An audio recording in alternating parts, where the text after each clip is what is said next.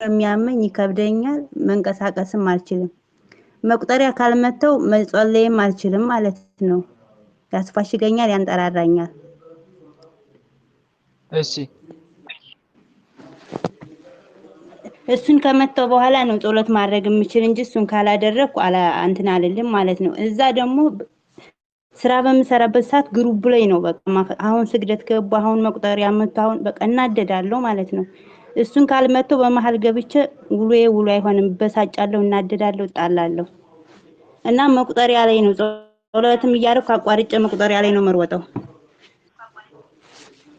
እሺ። እና ስለዚህ ይሄ እንዴት ከምን ላድርግ? የመጣ ነው? አዎ ትከሻዬ ላይ ይቀመጣል። አዎ ትክሼ ላይ በቃ ቁጭ ብሎ ማለት ነው። ከእንቅልፌ ይቀሰቅሰኛል። ከዛ እኔ ደግሞ ጸሎት ሳላደርስ እንትን አላደርግም፣ መቁጠሪያ አልመታም እላለሁ። ግን መቁጠሪያ ምሽ ነው የሚለኝ በቃ ያንቀዠቅዠኛል። ጸሎቱን አቋርጦ ወደዚህ ነው የሚያሯርጠኝ። ከዛ መቁጠሪያ ከመተው በኋላ ተረጋግቻ አደርሳለሁ። ቆይ መጀመሪያ እንዴት ነው መቁጠሪያ የምታደርጊው? ጸሎት አታደርጊም? ሰላም ለኪ አትጸልይም? ከእንቅልፌ የራሱ ማለት ነው የሚቀሰቅሰኝ 4 ሰዓት ነው። ከዛ ብድግልና ማለት ነው ትክሼን ይዘኛል። ምንድነው ብዬ እዛ ውዳሴ ማርያምን አባታችን ብዬ ስከፍት ትክሼን ይዘኝና አፌን ሁላ ይይዘኛል ማለት ነው። ከዛ በኋላ አስቀድመሽ መቁጠር ጸሎት ማድረግ ነው። ከበፊት አስቀድመሽ ጸሎት ማድረግ እንዳይቀሰቅስሽ ገዝተሽ ነው መተኛት ያለብሽ። ማታማ ውዳሴ ማነው መዝሙረ ዳዊትን ሰግጄበት ስተኛ ደግሞ ማለት ነው በሌሊት መጣና ቆይ በቀልሻለሁ ቆይ ነው የሚለኝ ማለት ነው። ከዛ እኮ ይቀሰቅሰኛል። ከመተኛትሽ በፊት ስትቀጠቅጭ አንደኛ ይኸውልሽ፣ ለምሳሌ የምትማጸኘው መልአክ ማንን ነው? ቅዱስ ሚካኤል። ስለዚህ የሊቀ መልአክ የቅዱስ ሚካኤልን አጭሩን ድርሳን ትጸልይና ወይ መልኩን ታደርሽና ሊቀ መልአክ ቅዱስ ሚካኤል ሆይ ሌሊት ማታ እየጠበቀ አጉል ሰዓት የሚቀሰቅሰኝን ክፉ መንፈስ ያዝልኝ፣ እንዳይቀሰቅሰኝ እንዳይረብሸኝ፣ ትከሻ ላይ እንዳይቀመጥ ለአንተ አሳልፌ ሰጥቻለሁ ብለሽ መልኩን ጸልየሽ መንፈሱንም በሊቀ መልአክ በቅዱስ ሚካኤል ስም ገዝቻለሁ እንዳትቀሰቅሰኝ እንዳትረብሸኝ ብለሽ በሊቀ መልአክ በቅዱስ ሚካኤል ስም ታስራል ብለሽ አስረሽ ነው መተኛት ያለብሽ።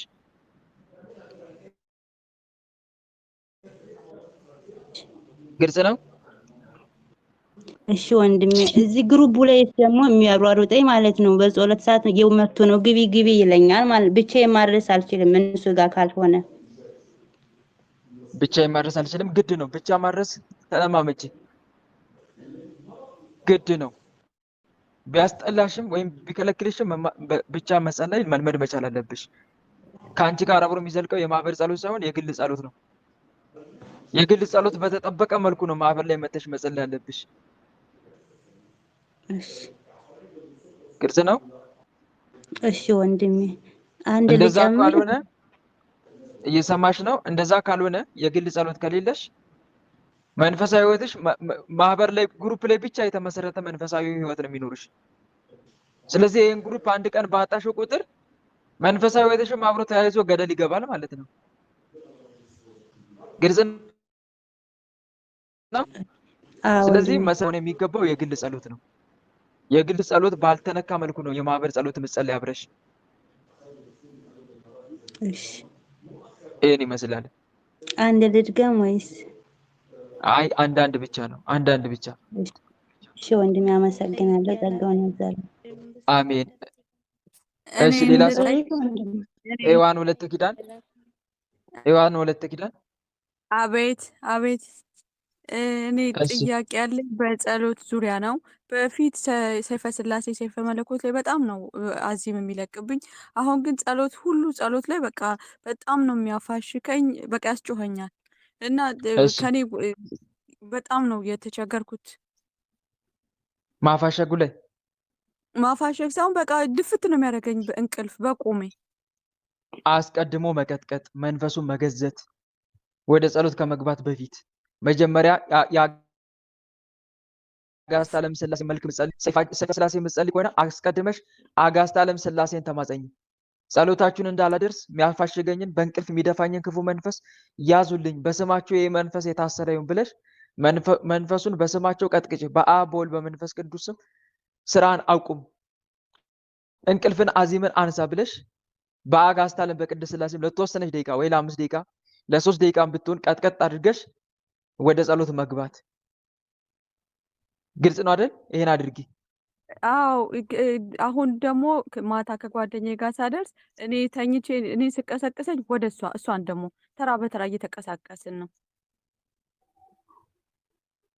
ለጸሎት እንነቃቃለን ነው እኔ ስቀሰቅሳት እሷ አሁን ልክ የምናደርሰው አንቀጽ ነው። አንድ እኔ አንድ እሷ እያደረግን ነው የምናደርሰው እና ስናደርስ ልክ እኔ ስተኛ እሷ አድርሳ እኔ ስቀሰቅሰኝ ደግሞ ወደ እሷ ይሄዳል። እሷን ደግሞ ያስተኛታል። ደግሞ እሷን እንዲህ እየቀሰቀሳን ነው እያደረስን ያለ ነው። በጣም ተቸግረን። ተባበሯ። መተባበር መልካም እኮ ነው። ለሁለቱም ሆናችሁ አሪፍ እኮ ነው። አንቺን ሲያይልብሽ እሷ ትበረታለች። አልቻልንም። ሁለታችን አብረው እንዲጸልዩ አልፈልግም። ሲጀምር ተቃጠሉ እኮ ምን አባታቸው ነው ሳይፊት እያሉ አዳራቸውን እኮ ነው። እግዚአብሔር ይገስጽ። ምን ይኸውልሽ ሔዋን 2 ኪዳን ይሰማል።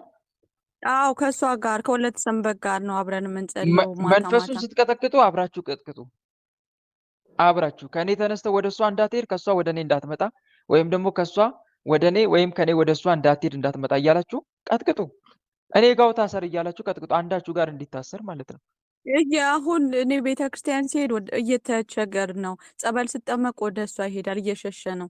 በእንደዚህም በጣም ችግር ውስጥ ነን እኮ። በእምነት ሆነሽ ቀጥቅጨዋ እህቴ። በእምነት በፍጹም እምነት ሆነሽ አጋዕዝተ ዓለም ሥላሴን ተጸኝ። መጀመሪያ ለመቀጥቀጥ ከመነሳትሽ በፊት መንፈሱን ለማሰር ከመታገልሽ በፊት አጋዕዝተ ዓለም ቅድስት ሥላሴን ተማጸኝ። ጌታ ወይ እሰርልኝ፣ እኔ ደካማ ነኝ በይው። እሰርልን። አሁን እሷ ጋር እሰርልን። በርቺ እህቴ። አንቺ ራስሽ እኮ ማሰር ትችያለሽ። ለምን አንቺ ማሰር አቃተሽ? መልሽልኝ እስቲ። ለምን ማሰር አቃተሽ አንቺ? በእንደዚህ ልቤ እኔ እጠራጠራለሁ። በእንደዚህ በመንፈሱ ራሱ ለምን ትጠራጠሪያለሽ?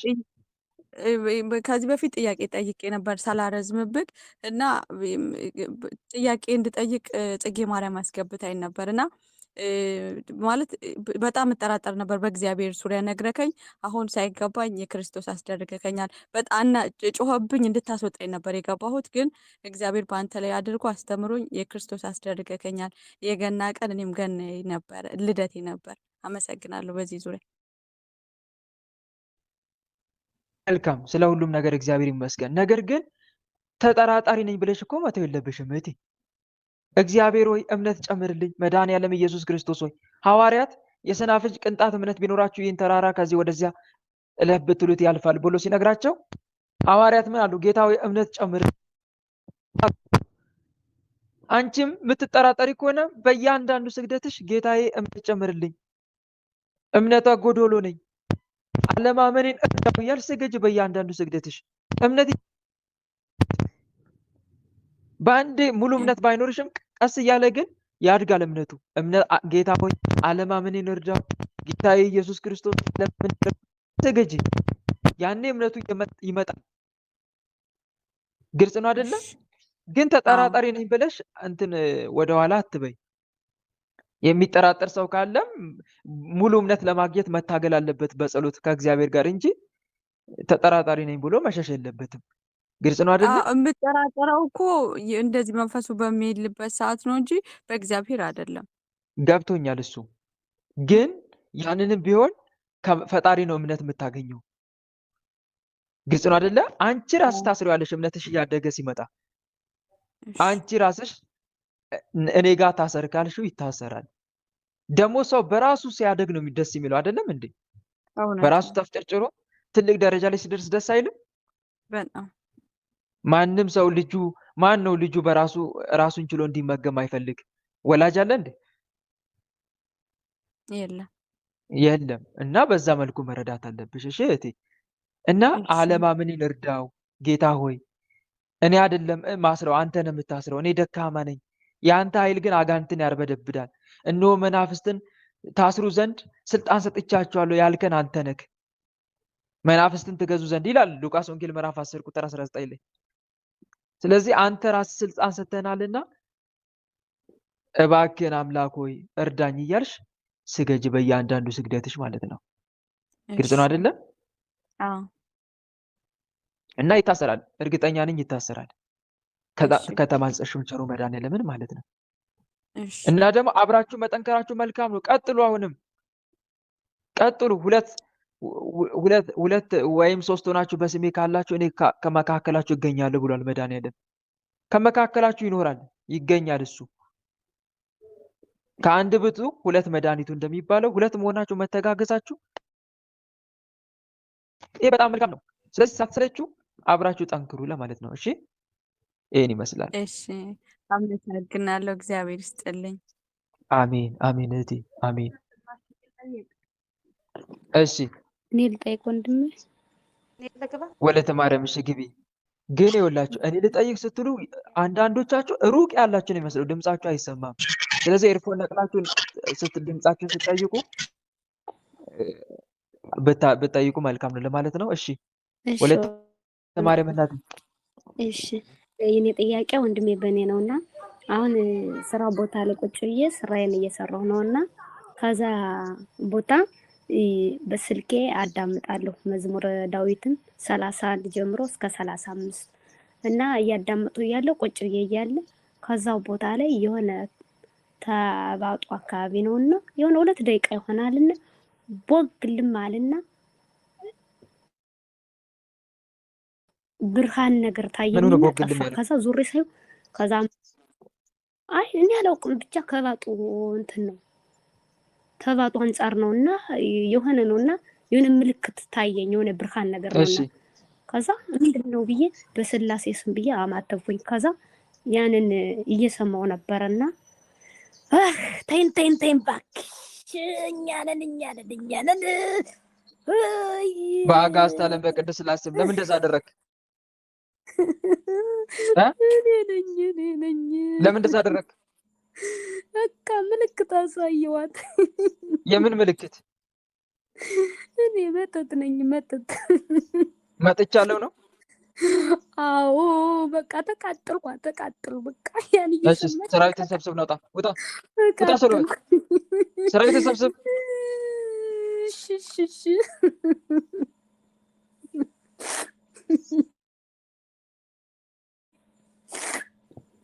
ሰራዊት ተሰብስብ። እሺ ሰብስብ። በአብ በወልድ በመንፈስ ቅዱስ ሰብስቤያለሁ። በአብ በወልድ በመንፈስ ቅዱስ ሁላችንም ከነሰራዊታችን ከመላ ሰውነቷ ከህይወቷ ወጥተን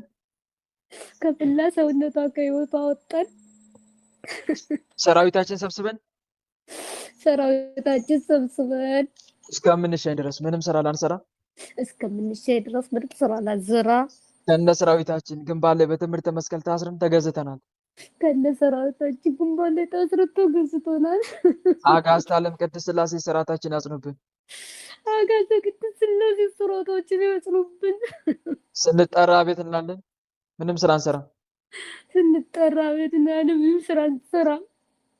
ሁሌ መጸለይ ነው በቃ። እሺ ለምንድን ነው ግን ብርሃን የምታሳዩት ነው? በቃ ጸሎት ትሰማለች። መዝሙረ ዳዊት መጸለይ ነው በቃ። ብርሃን ማሳየቱ ለምን አስፈለገ? ብርሃን ማሳየቱ እኛ ተልቀን ስንገባ ነው በቃ ምልክት አሳየናል እኮ። ለምን በብርሃን መልኩ ለምን ማሳየት ፈለገ? ምን ላድርግ? ታዝዤ ነው የገባው። ታዝዤ? አዎ። ብርሃን አሳይተ?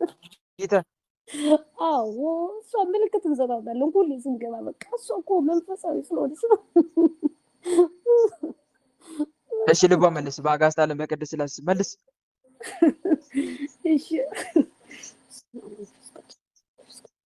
እሺ እህቴ ወለተ ማርያም። አቤት ወንድሜ። ብርሃኑን ስታይ ምንድን ነበር የተሰማሽ? የሆነ በቃ እኔ መሰለኝ በጣም ነው በቃ የፈራሁኝ፣ ደነገጥኩኝ በቃ። ያን ካየሁ በኋላ ምንድን ነው የተሰማሽ በሰዓቱ? ምን ያሰብሽ? ምን ይሆናል ብለሽ ነው ያሰብሽው? እኔ ከመንፈስ አንጻር ነው በቃ ያሰብኩት። ከመንፈስ አንጻር? አዎ። መልካም። እሺ ጥሩ። እንደዛ ካሰብሽ ጥሩ ነው፣ ቀጥይበት። በተረፈ በርቺ። እሺ ወንድሜ ጸጋውን ያብዛልኝ። አሜን። እሺ ሌላ ሰው ይግባ። እሺ ወንድማችን ያጠይቅ። እሺ የዳግም እናት እሺ የዳግም እናት ወንድማችን እግዚአብሔር ይስጥልን። አቤት የኔ ቀጥይ። ጥያቄ በይህ በማህበሩ ገብቼ መንፈስ ምናምን በሚጮህበት ሰዓት ማለት ነው እኔ ራሱ እሺ ሲያለቅስ በቃ እኔ ፊት የክፍትው ምናምን እንባዬ መጥቶ እኔ ሳላውቀው እንደዛ አገኘዋለሁ ማለት ነው። ከዛ ደግሞ ሲጮሁ ወይም ሲያስመልሳቸው አንገቴን እንቅ ያደርገኛል። እኔም ሀኒ የመጣ እስከሚመስለኝ ድረስ አንገቴን በጣም እንቅ አድርጎ ይዞኝ እኔም እንዲሁ ሊያቅለሸልሸኝ ምናምን እየሞከረ ነው የማገኘው እና ይህን ከምን አንጻር ነው እነሱ እሺ ሲያለቅሱ እንትን የሚለኝ? ምን ጥያቄ አለው? አለው ነዋ። አንቺ ጋርም አለ ነው፣ ግን አንቺ ሌላ ነገር እንዲሰማሽ ነው። ይሄ ግን አንቺ ጋር ሌላ ኢሜጅ እየፈጠረ እንደሆነ ነው የተረዳሁት። ያ ምንድን ነው? መንፈስ ከእነሱ ተወርውሮ እኔ ጋር መጥቷል ብለሽ አሰበሽ አይደለም? እናም በዚህ ምክንያት ሩጭ ነው አምልጭ ነው። ተሳሳትኩኝ? እንደዛ ነው አይደል እያሰብሽ ያለሽው? እንደዛ አላስብም፣ ግን በቃ እንቅ ሲያደርገኝ ምንድነው እኔ ሊያስመልሰኝ ነው እንዴ ምናምን እያልኩኝ ነው የማስበው። መልካም። ዞሮ ዞሮ መኖሩ ነው አንቺ ጋር ምልክት እያሳየ ያለው። አንቺ ጋር መኖሩን ነው ምልክት የሚያሳየው። በተለይ ለምሳሌ አንድ ሰው ጋር እንበልና የቤተሰብ ዛር አጋንንት ተጋልጦ ሊሆን ይችላል። ያ አጋንንት ለምሳሌ ምንድነው ግብር ተብሎ ሲጠየቅ ደም አስገብራለሁ ሊል ይችላል፣ ወይ በግ አሳርዳለሁ ሊል ይችላል። ስለዚህ እዛ ሰው ጋር ደግሞ የበግ ግብር የለመደ መንፈስ ካለ እሱም ይያዛል። ግልጽ ነው አይደለ? እዚህ ጋር ሚስጥሩ እየተወራ ነው። እዚህ ጋር ሚስጥሩ እየተወራ ነው። ለምሳሌ እዛ ጋር ከልከሌዎስ ካለ አንዱ ጋር ከልከሌዎስ የሚጋለጥ ከሆነ ከልከሌዎስ አፈዛታለሁ፣ አደንዝዛታለሁ፣ አስረሳለሁ፣ የሞተ ሰው አመጣለሁ እያለ የሚያወራ ከሆነ እዛ ጋርም ከልከሌዎስ ካለ እሱም ይጋለጣል። ግልጽ ነው አይደለ? አንድ መረዳት ያለብን ነገር ይሄ ነው። ስራቸው ሲወራ ይጋለጣሉ። መናፍስት። ማን ነው የሚያጋልጠው? ልዑል እግዚአብሔር፣ የመንፈስ ቅዱስ ኃይል። ግልጽ ነው አይደለ? ስለዚህ ላለመያዝ ደግሞ አጋንንቱ ከዛ ቦታ እኛን ብዙን ጊዜ ጸበል ቦታም ስንሄድ ሰው የሚጨንቃቸው አሉ። በቃ መስማት ማይፈልጉ ከዚህ ቦታ ጥፋ ጥፊ ይላሉ። የሚለው ያ ጠላት ነው ውስጥ ያደፈጠው። ለምን እንዳይያዝ፣ አንድም ሚስጥራቸውን እንዳይሰሙ። ግልጽ ነው አይደል? ምናቸው እንዳይሰሙ ሚስጥራቸውን። ለምሳሌ እንበልና አንድ ሰው ጋር መንፈስ እያወራ ነው እንበል፣ ይተጋልጡ ሚስጥር ያወጣል አይደል? እንዲህ ያደርጋለሁ እንዲህ ያደርጋታለሁ ይላል።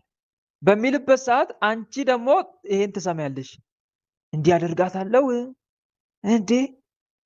እንዲህማ አይነት ባህሪ ነገም አለ አይደል? እንዴት ያለሽ አይደል? የዚህን ሰዓት አንቺ መፈተሽ ትጀምሪያለሽ። ማን ላይ ነው ጦርነት የምታውጂው? አጅሬው ላይ ነው አይደል? ስለዚህ ይሄን ደግሞ አይፈልግም መንፈሱ። ትነቃብኛለሽ ነው ትነቃብኛለች ብሎ ስለሚያስብ አንቺ ማሸሽ ነው የሚፈልገው። አውቆ ያጨናነቅሽና መንፈስ ሲሸኝ ይላሉ እኮ ብዙዎች አይሉም አትሉ? እስቲ ወንድሞች አንተ መካከል መንፈስ ሲሸኝ ይጨንቀኛል፣ ውጭ ይለኛል፣ ማዳመጥ መቆየት አልፈልግም። ለምን አይፈልግማ? ምክንያቱም ሴራውን ታውቁበታላችሁ። ለካ አንተን እንዲህ የምታደርገው ብላችሁ ስለምትባንኑ አጀሬው ላይ ጦርነት ስለምትከፍቱ እሱ እናንተ እንድትፈረጥጡ ነው የሚፈልገው። ወይም ደግሞ ሌላ አስተሳሰብ እንዲፈጠርባችሁ ያደርጋል። ከአንቺ ተወርውሮ እኮ መንፈስ መጥቶ ነው ይላል። አውቆ እያጨናነቀ ማለት ነው። ተወርውሮብሽ እኮ ነው፣ መጥቶ እኮ ነው ከነሱ። ስለዚህ መንፈስ ይጋባብሻል። እንደዛ አይደል ብዙዎቻችሁ የምታስቡት? መንፈስ ይጋባብሻል እና ሩጪ አምልጪ ነው። ስለዚህ ይሄ የአጀሬ ስራ ነው። እሺ አውቆን ሴራውን እንዳትነቁበት ነው፣ እንዳታዳምጡ ነው። ካዳምጣችሁ እኔ ጋርም አለ ማለት ነው ብላችሁ ለጦርነት ስለሚፈልግ ነው። ይሄ ነው በቃ ምክንያቱ። ተረዱት። ብዙ ሰው ግን አልተረዳም። የሆነ መንፈስ የተጋባበት ወርውሮ መጥቶ ተጋብቶበት የሚያጨናንቀው ነው የሚመስለው። ራሱን መጀመሪያ እንደ ንጹህ አድርጎ ቆጥሮ ነበር ማለት ነው። ወይም ራሷን እንደ ንጹህ ምንም መንፈስ እንደሌለባት አድርጋ ነበር የቆጠረችው። ይሄው ተጋብቶብሽ እኮ ነው፣ ተወርውሮ እኮ መጥቶ ነው ይላታል። ውስጧ ይለፈልፋል። በህሊናዋ እንዲህ አይነት ሀሳብ ያመጣል። ተወርውሮብሽ እኮ ነው፣ ግን አይደለም። እና ይሄ ነው ምክንያቱ። ተረዳሽ እህቴ? የዳግም እናት። እሺ ወንድማችን እግዚአብሔር ይስጥልን። መልካም አሜን። እሺ ሌላ ሰው ይቀጥል። እሺ ኤፍታ 19 ኤፍታ 19 እሺ ይሰማል ድምጼ? አዎ ኤርፎን ግን ከሰካሽ ንቀይ።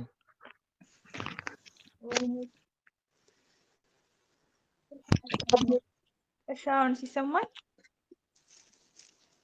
ይሰማል ይሰማል። አዎ እሺ ምናልባት ሙስሊሞች የሚያከብሩትን በየወሩ የሚያከብሩትን በዓላቸውን ካወቅ ይሄ ሊቃ ዋሪ ዳዶ የሚባለውን ማለት ነው ታውቀዋለህ? ኧረ እኔ አላውቅም። ማወቅም አልፈልግም። ምን ያደርግልኛል? አይ እና አባቴ ለነሱ እንትን እየተሳለ ለማቴ እንደ ስለት እየተሳለ ወይም ደግሞ እንደ ቃል እየገባ ልጄ እንደዚህ ቃል ገብታ ልካላችኋለች እያለ ይሰጥ ነበር ማለት ነው ለነሱ።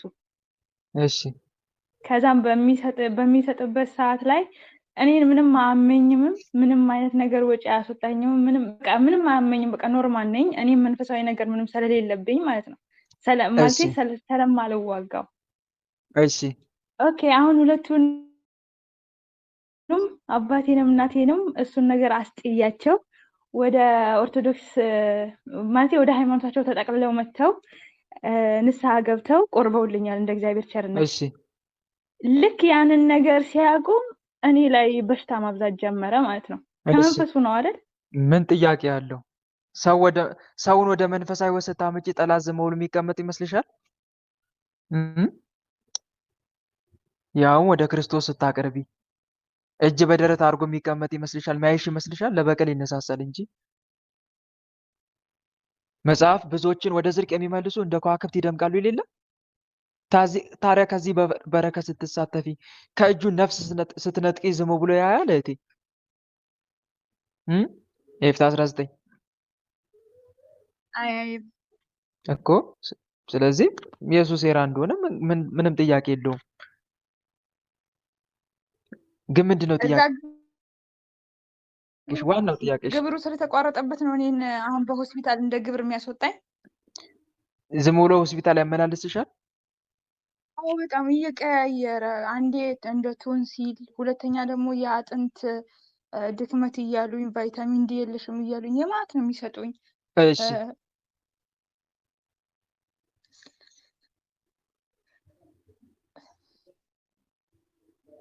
ቀጥይ፣ እየሰማሁሽ ነው።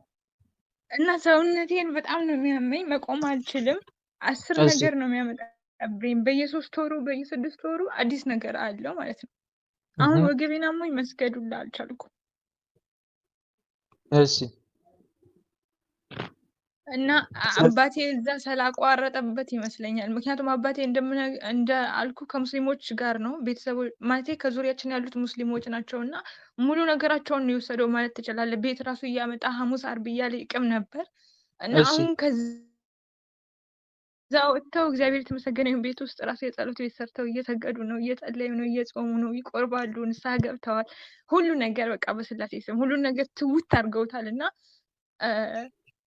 አሁን እኔ ላይ ብቻ ነው እያተኮረ ያለው። አንድም ደግሞ እህቴም ታናሽ እህቴም እንደዚሁ ምናፍቅ ሆና ነበረ። እሷም ወደ ኦርቶዶክስ መታ ንስሐ ገብታ እግዚአብሔር የተመሰገነ ይሁን በጣም ደስ ይላል። ቄደሯን ተጠምቃ አለች። እሷም ላይ እንደዚሁ እንደ ኩላሊት ኢንፌክሽን እያደረገ እየቀያየረ ያማታል እና ቤት ውስጥ ደግሞ በቶንሲል በሽታ በጣም ነው የምንቸገረው። በቃ እያንዳንዳችን ወጪ ማውጣት አለብን እያንዳንዳችን እና ከምን አንጻር ነው? መልካም። አሁን ይኸውልሽ እዚህ ጋር አንቺ እየሰራሽ ያለሽው የነፍስ ድህነት ላይ ነው። የነፍስ ድህነት ላይ ሰርተሻል። በእውነት እግዚአብሔር ይመስገን። ግን ዞሮ ዞሮ አንቺ ሳትሆኚ በአንቺ ላይ አድሮ ነው እግዚአብሔር አምላክ ስራው የሚሰራው። ግን በጣም አሪፍ ነው፣ ደስ ይላል። ትልቁን ነገር ስራውን ስለሰራሽ ማለት ነው። ስለዚህ አጋንንት እንደዚህ አይነት ብቀላ ቢሰነዝርም አይደንቅም ለማለት ፈልጌ ነው። ግን እንደዚህ አይነት ነገር እንዳትጎጂ በሕክምናው ያመላለሰ ወጪ እንዳስወጣ ጤናን እንዳውክ ያውካል። ግን በነገራችን ላይ ትንሽ ላውራና በሕክምናው ዙሪያ ላይ በጣም ነው የሚያውከው። አንደኛ ምን ያደርጋል መሰላችሁ? በሽታ ይቀያይራል። አንድ አይነት በሽታ አይደለም የሚያመጣው። አንዳንዴ በአንድ በሽታ ያጠቃናል፣ አንዳንዴ ደግሞ በሽታውን ይቀያይራል። ነገ ሳምባ ላይ የሆነ ሳምባ ነቀርሳ ቢሆን ነገ ደግሞ ኩላሊት፣ ከነገ ወዲያ ልብ፣ ሌላ ጊዜ ደግሞ ወገብ፣ ሌላ ጊዜ ደግሞ እንደዚህ አይነት በሽታ ያመጣል፣ ይቀያይረዋል፣ አይገልጸውም። በጣም ነው የሚያሰቃየው ማለት ነው። አንደኛ ይሄንን ያደርጋል። ሁለተኛ ደግሞ ወደ ሕክምና ተቋም ሄደንም በሐኪሙ ላይ ማድሮ የተሳሳተ መድኃኒትም ሊያሰጠን እንዲታዘዝ ሊያደርግም ይችላል። የተሳሳተ ምርመራ እንዲደረግም ሊያደርግ ይችላል። ለሕክምና የታዘዙ መድኃኒቶች ላይም ደግሞ መድኃኒቶቹ ለኛ መድኃኒት እንዳይሆኑንም ያደርጋል። ምንም ጥያቄ የለውም። ይሄ የአሚዛራክ መንፈስ ነው በዋናነት የሚሰራው ሕክምና ላይ ማለት ነው። የመርዙ መንፈስ ይባላል አሚዛራክ። ታዲያ መንፈሱ እንደዚህ አይነት ታዲያ ይሄን በማድረግ ምን ይጠቀማል? አንደኛ ሰውነታችን ያጎሳቁለዋል፣ እድሜን የሚያሳጥረው። ሁለተኛ ሲቀጥል ደግሞ ሕክምና ወጪ ያወጣል። ሶስተኛ ደግሞ በህይወታችን ደስተኛ እንዳንሆን ያደርጋል። ሰው ህይወቱ በበሽታ የሚሰቃይ ከሆነ ስጋዊ ጤና ስለሌለው ያዝናል፣ ሰውነቱ ታዝናለች። ይሄ ታወቀ ነው። በነፍሱ ቢደሰትም እንኳን በሰውነቱ ግን ያዝናል። ምክንያቱም መከራ እየተቀበለ ስለሆነ ማለት ነው። ይሄ ልንረሳ አይገባም። እንዲህ አይነት በሽታዎችን ያመጣል፣ ይፈታተናል። ግን እኛ እንደዚህ የሚፈታተነን ከሆነ ምን እናደርግ? እምነት አለሽ አይደል እህቴ ኤፍራታ? አቤት። እምነት አለሽ አይደል? ክርስቲያን እንደመሆንሽ። አዎ አለኝ። መልካም። ስለዚህ በእምነት ሆነሽ የእመቤታችን አለ አይደል ሰኔ ጎልጎታ፣ በፍጹም እምነት ሆነሽ ሳትጠራጠሪ እመቤታችን እንደምትፈውስሽ አምነሽ በስዕሏ ፊት የጸጋ ስግደት እየሰገድሽ እመቤቴ ቅድስት ድንግል ማርያም በፊትሽ ቆሜያለሁ፣ እኔ የልጅሽ ባሪያ በፊትሽ ቆሜያለሁ፣ በህይወቴ በሽታ በዝቶብኛል፣ በህይወቴ ያለውን በሽታ በሙሉ ንቅል አድርገሽ ታወጭልኝ ዘንድ በሽታውን ብቻ አይደለም ለበሽታው መንስኤ የሆነውንም አጋንንት ጭምር ከህይወቴ ነቅለሽ ታወጭልኝ ዘንድ እነሆ በፊትሽ ይህንን ሰኔ ጎልጎታ ልጅሽ ቃል የገባልሽን ይህንን ሰኔ ጎልጎታ በፊትሽ እጸልያለሁ። እናም እናቴ እባክሽን ይህን ሰኔ ጎልጎታ ጸሎትሽን ጸልዬ እባክሽን ከበሽታ ይፈውሽኝ። ሐኪሜ አንቺ ነሽ፣ ሰውነቴን ለአንቺ ሰጥቻታለሁ ትፈውሽኝ ዘንድ። በፍጹም እምነት ታምኖ ደግሞ ለተማጸነሽ ፈጥኖ ደራሽ እንደሆንሽ አምናለሁ።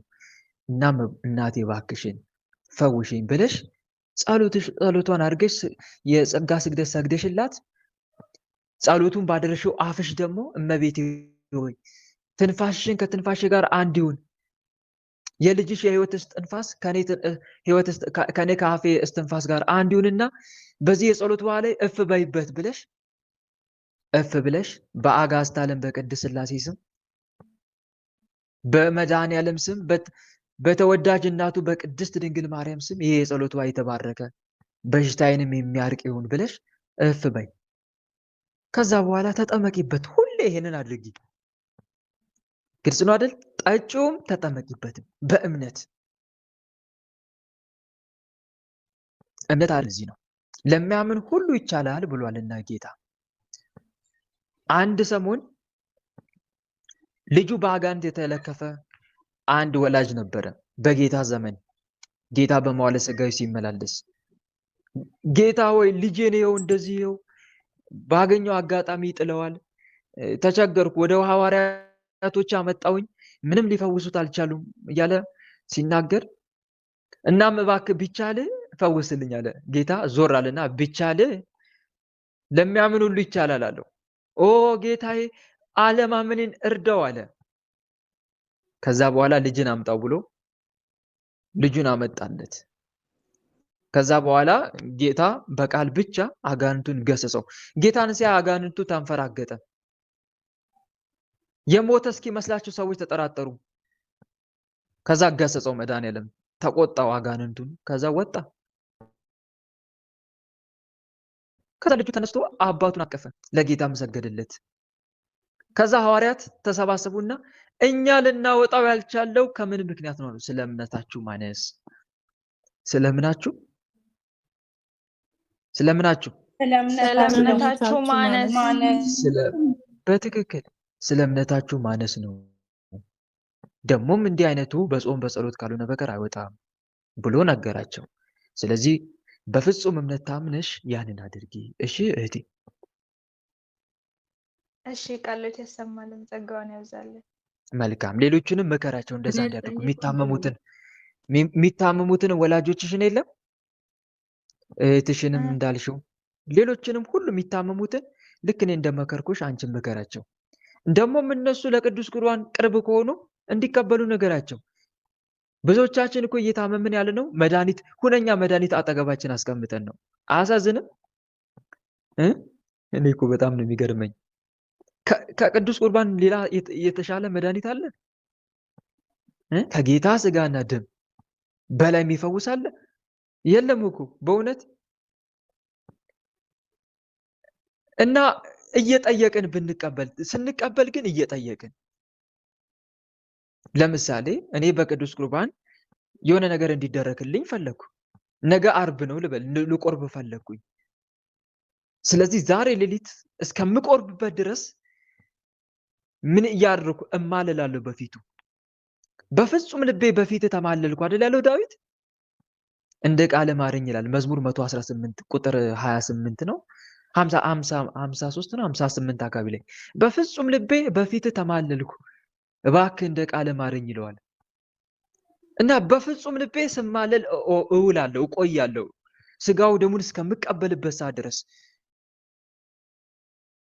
ጌታ ደም የሚፈውስ ነገር አለ እለዋለሁ። ምን አለ ከስጋ ደም ውጪ? ስጋ ደም ያንተ ስጋና ደም ለነፍስም ለስጋም ፈውስ መድኃኒት አይደለም? እባክህ አምላኬ በስጋ ደም ነገ ስጋ ደም ልቀበል ነው። በስጋ ደም ደግሞ አድረ የምትፈውስ ፈውስ የምትሰጠው አንተንና እባክህ በስጋው ደግሞ ፈውሰኝ እለዋለሁ። ምናልባት ጌታ ወይ በአንተ ፈቃድ ከሆነ ደግሞ የደዌ የመጣው ጸጋ ማገኝበት ብርታት ማገኝበት ደግሞ አደርግልኝ እለዋለሁ ማለት ነው። ግልጽ ነው አይደል እህቴ? ይህን ይመስላል። እና ብዙዎቻችን ስጋው ደግሞ አጠገባችን አስቀምጠን ነው ሆስፒታል የምንሯሯጠው። እና በእምነት ብናደርገው ምንም አልሆንም እንፈወስ ነበረ ለማለት ያክል ነው። በርቺ። በተረፈ እሺ ሌላ ሰው ይጠይቅ። አሜን። ቃል የተሰማልን ጸጋውን ያብዛልን። አሜን አሜን። እስቲ ያልገባ እስከዛሬ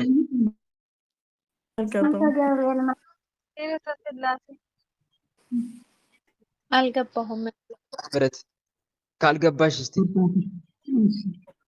ገብተሽ ማታቂ ከሆነ ገብቼ አላውቅም ወንድም ማለት። እሺ ቀጥይ። ኤርፎን ልቀይ። የለኝም። አሜን። እሺ ቀጥይ።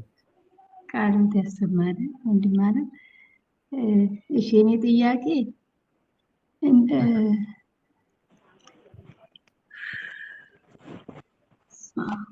ሳይዶን አካባቢ በስመ ስላሴ ያጠፋብኛል። ይቅርታ ወንድም ማለት እንትን ነው ማለት ባዶነቴን ተምሬን በቃ እንዳተማረ የሰማሁትን ሁሉ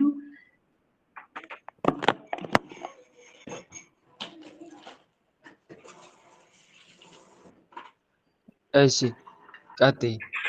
ወይም ደግሞ ጠፍቶብሽ ከሆነ በወረቀት ጽፈሽ ነይ። እሺ ንግስቲ ወለተ አብራ ግቢ እስቲ። ወንድም ማለት ጥያቄ አለኝ። እኔም ግን ክንፈ ገብርኤል መጠየቅ ፈልገው። ወለተ ሚካኤል ኪዳነ ምሕረት ጥያቄ ማን ነው? ያወራሽ ከሆነ አይሰማም ድምፅሽ። ማይክሽን ቢከፈት ለዛ ነው ሌላ ሰው ያስገባሁት። ንግስቲ ወለተ አብራ። ሰማ? አቤት። ይሰማል ድምጼ ልጠይቅ? አዎ ይሰማል ይሰማል። አዎ እሺ እኔ ጥያቄ ከመጽሐፍ ቅዱስ ነውና ብዙ ጥያቄ አለኝ፣ ግን ስጠይቅ ምዕራፍ 6 ኦሪት ዘፍጥረት ላይ እሺ ኦሪት ዘፍጥረት ምዕራፍ ስንት? ምዕራፍ 6 ከቁጥር 4 ላይ በእነዚያም ወራት ኔፊሊም በምድር ላይ ነበሩ። ደግሞም ከዚያ በኋላ የእግዚአብሔር ልጆች የሰውን ሴቶች ልጆች ባገቡ ጊዜ ልጆችን ወለዱላቸው። እነርሱም በዱር ዘመን ስማቸው የታወቀና ኃያላን ሆኑ ምናምን የሚለውን ማለት ነው። ኦሪት ዘፍጥረት ነው የሚለው። እሺ አዎ ኦሪት ዘፍጥረት ምዕራፍ 6 ቁጥር 4 ላይ በዚያ መልካም እዛው ላይ እንደዚህ ተገልጠው ነው የነበሩት። ተገልጠው ከሰዎች ጋር ይኖሩ ነበር እና ከአቤል ልጆች የሴት አይደለም የሴት ምዕራፍ ልጆች 6 ቁጥር ስንት ነው? ምዕራፍ 6 ቁጥር 4 እሺ ቀጥይ። ወይማ ኤርፎን እንዳጣው ኤርፎን ሰክተሽ ነው የምታወሪው? ንቀሉና ጠይቁ ስትገቡ መጀመሪያ። ቁጥር 4 ላይ ምዕራፍ 6 ቁጥር 4 ላይ ማለት ነው ኦሪት ዘፍጥረት። እሺ እየሰማሁሽ ነው፣ ቀጥይ። እሺ ጥያቄ በዚያን ወራት ኔፍሊም በምድር ላይ ነበሩ የሚለውን ኔፍሊም ተገልጠው ነው ለሰዎች እየታዩ ነበር ማለት እና ደግሞ ኔፍሊም እና አዛዚኤል እነዚህ እንትን ጦርነት ምናምን ጦር ምናምን ያስተማሩት ለሴቶች ደግሞ እንስሶላ እኩል ምናምን ያስተማሩት ናቸው። ደግሞስ በሰዎች ላይ አድረው በቃየን ልጆች አድረው ነው ወይስ እንደዚህ ተገልጠው? እና ደግሞ የሴት ደቂቀ ሴት ከቃየል ልጆች ነው የተጋቡት ወይስ ከኔፍሊም? እነዚህ ራይት የተባሉ ራይት ሲፈጠሩ ከማን ተዳቅለው ነው? ሰው ከሰው ጋር ተዳቅለው ነው ወይስ ሰው ከሰይጣን ጋር? እንደዚህ እንትን መልካም መልካም ገብቶኛል ጥያቄሽ። እሺ አንድ እንትን አለኝ የሳጥናኤል ጎል ላይ እንትን ሳዳምጠው በእርግጥ የነሱ እንትን አረዳዳቸው ምናምን ነው እዛ ላይ እንትን የሚሉ የነጮቹ አስተሳሰባቸው ምናምን ነው እንትን የሚለው፣ ግን እነሱ ሲያወሩ እንትን እነሱ በትክክል የሆነው የሴት ልጆች ከኔፍሊም ነው የተዳቀሉት። እነሱ ግን መጽሐፍ ላይ እነዚህ የሚያስተምሩ ግን ስትጠይቃቸው ከቃየል ልጆች ነው እንትን የተዋለዱት ይላሉ። ግን እውነታው ግን ከኔፍሊም ወይም ከወደቁ መላእክት ጋር ነው የተዳቀሉት ይላሉና አብራራለን። ጥያቄ ስለሚሆነኝ ሁሌ ነው። መልካም እህት አለምዬ፣ ዞሮ ዞሮ ኔፍሊም ማለት እኮ የእንትኖች ልጅ ናቸው። የነ ማን ነው የደብር ቅዱስ ከቃየል ልጆች ጋር ወልደው ያስገኟቸው ልጆች ናቸው። ራእይቶች ይላቸዋል መጽሐፉ። 2000 ክንድ ቁመት ያላቸው ማለት ነው። ግልጽ ነው አይደል? ደቂቀ ሴት ይለዋል 80 መጽሐፍ ቅዱስ። ኔፍሊም የወደቁ መላእክት እነዚህ ከቅዱስ ሚካኤል ተዋግተው የወደቁ አይደሉም ማለት ነው? አይደለም፣ በጭራሽ አይደለም። ግልጽ ነው አይደል? እነኛ መናፍስት እኮ ናቸው፣ ረቂቃን ናቸው። እነኛ አያገቡም አይጋቡም። ግልጽ ነው አይደል? መላእክት አያገቡም አይጋቡም። ጾታ የላቸውም እኮ ሲጀመር። ሳጥናኤል እና ሰራዊቱ እኮ መናፍስት ናቸው። በአጭሩ ስጋ ለበስ አይደሉም። ስጋ ለበስ አይደሉም። ምክንያቱም መላእክት ጾታ የላቸውማ። ወንድ ሴት አይባሉም እኮ። ስለዚህ እነኛ የተጣሉት ሳጥናኤል እና ሰራዊቶቹ የተጣሉት ያኔ በስነ ፍጥረት ዕለት ነው። ጌታ መድኃኒዓለም መላእክትን ከፈጠራቸው በኋላ በነገድ 100 አድርጎ ከፈጠረ በኋላ እና መላእክት ማን የፈጠረ ማለት ጀመሩ። ኦሪት ዘፍጥረት አንድምታ ላይ ተመልከቱ። አንድምታ ኦሪት ዘፍጥረት ምዕራፍ 1 አካባቢ ላይ በቀዳሚ ገብረ እግዚአብሔር ሰማያተ ወምድረ ከሚለው ጀምራችሁ አንድምታውን ስትመለከቱ እግዚአብሔር ፈጠረ ፍጥረታትን። ከዛ መላእክት ሌሎችን በአርምሞ ነበር አይደል የፈጠረ? በአርምሞ ፈጠረ። ከዛ ብርሃንን ሲፈጥር ምን አለ? ተናገረ አይደል? ብርሃን ይሁን አለ። ለምን ብርሃን ይሁን አለ? ሌሎችን በአርምሞ ፈጥሮ ለምን እዛ ጋር ብርሃን ይሁን አለ? ምክንያት አለው። መላእክት ግራ ተጋብቶ ነበረ። ልክ እንደተፈጠሩ ማን የፈጠረ ማለት ጀምሮ ነበር። ሳጥናኤል ግን ከፍ ያለ ነበረ ከሌሎቹ። ወደ ላይ ቢመለከት እኔ ፈጠርኩ የሚል የለም። በዚህ መሃል ላይ እኔ ፈጠርኩ አለ። የሱ ወገኖች ከሶስት ተከፈሉ። ይሰማችኋል ድምጼ? ይሰማ ወንድማችን። መልካም። የሱ ወገኖች እኔ ፈጠርኳቸው አለ። ማን ነው? የሱ ወገኖች ከሶስት ተከፈሉ። የተጠራጠሩም አሉ፣ ፈጥረናል ያሉም አሉ። ሌሎቹ ደግሞ እንደዚሁ ተመሳስለው አብረው እኛም ፈጥራለን እያሉ ከሱ ጋርም የተገዳደሩ እንዳሉ ይናገራል። አንድምታው ኦሪት ዘፍጥረት ላይ ስትመለከቱ ማለት ነው። ከዛ መካድ ጀመሩ። እየካዱ ጨርሰው እንዳይክዱ እኮ ነው እግዚአብሔር አምላክ ብርሃን ይሁን ብሎ የተናገረው። እውቀት እንዲሆንላቸው ነው። ዞሮ ዞሮ ብርሃን የሚለው ከሁለት አንግል ነው የምናየው።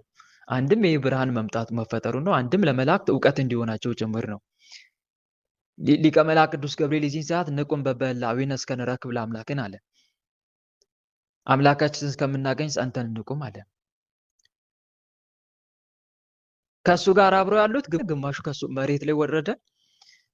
ከሱ ጋር ደግሞ አብሮ ገደል የገባ እንጦርጦስ ወደ በርባሮስ የተጣለም አለ ማለት ነው። ወደ ታች ወረደ ማለት ነው። ስለዚህ እኔ አሁን እዚህ ጋር ልላችሁ የፈለኩት ነገር አያገቡም ነው። እነኛ ረቂቃን ናቸው። ረቂቃን ከእሳትና ከነፋስ የተፈጠሩ እንጂ ስጋ ለበስ አይደሉም። እንዴት መልአክ ረቂቅ የሆነ አካል እንዴት ከሰው ጋር ይጋባል? ይሄም መረዳት መቻል አለብን። አንድ እነኚህ ግን ስለ የእግዚአብሔር ልጆች የሚላቸው መጽሐፉ ግን ደቂቀ ሴት ናቸው። በግብር ነው የእግዚአብሔር ልጆች የተባሉት መላእክት የተባሉት። መልአክ እኮ በብዙ ነገር ይተረጎማል። ወንድሞች መልአክ ሲባል ቃሉ እኮ ግዕዝ ነው። አለቃም ይሆናል እኮ ግዕዝ ነው አይደል? ለምሳሌ ለሰባቱ አብያተ ክርስቲያናት መልእክት ላክ ይል የለም? ዮሐንስ ራእይ ላይ ስትመለከቱ መልአክ ሲል በቁሙ መልአክ ማለት ነው አይደለም፣ አለቃ እንጂ። እና ትርጓሜ ያለው እንጂ መልአክ ሲባል በቁሙ መልአክ ማለት አይደለም፣ አለቃም ጭምር ነው። እነኚህ ደግሞ ደብር ቅዱስ ይባላሉ። ደብር ቅዱስ ላይ ያሉ ደቂቀ ሴት ናቸው። ከግብር አንጻር ነው መላእክት የተባሉት የእግዚአብሔር ልጆች የሚላቸው። ግልጽ ነው አይደለም? በግብር ተለይተዋል። ደቂቀ ሴት ላይ እየኖሩ ነው ያሉት።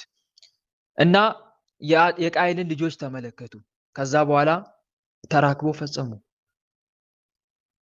ከተለዩ በኋላ እግዚአብሔር ከለያቸው ለቅድስና ማዕረግ ከበቁ በኋላ ረከሱ፣ ጎሰቆሉ በስራቸው። እናም ራእይቶች ተወለዱ። በዚህ መሃል ላይ ኔፍሊሞች የሚባሉት እነሱ ናቸው ተወለዱ።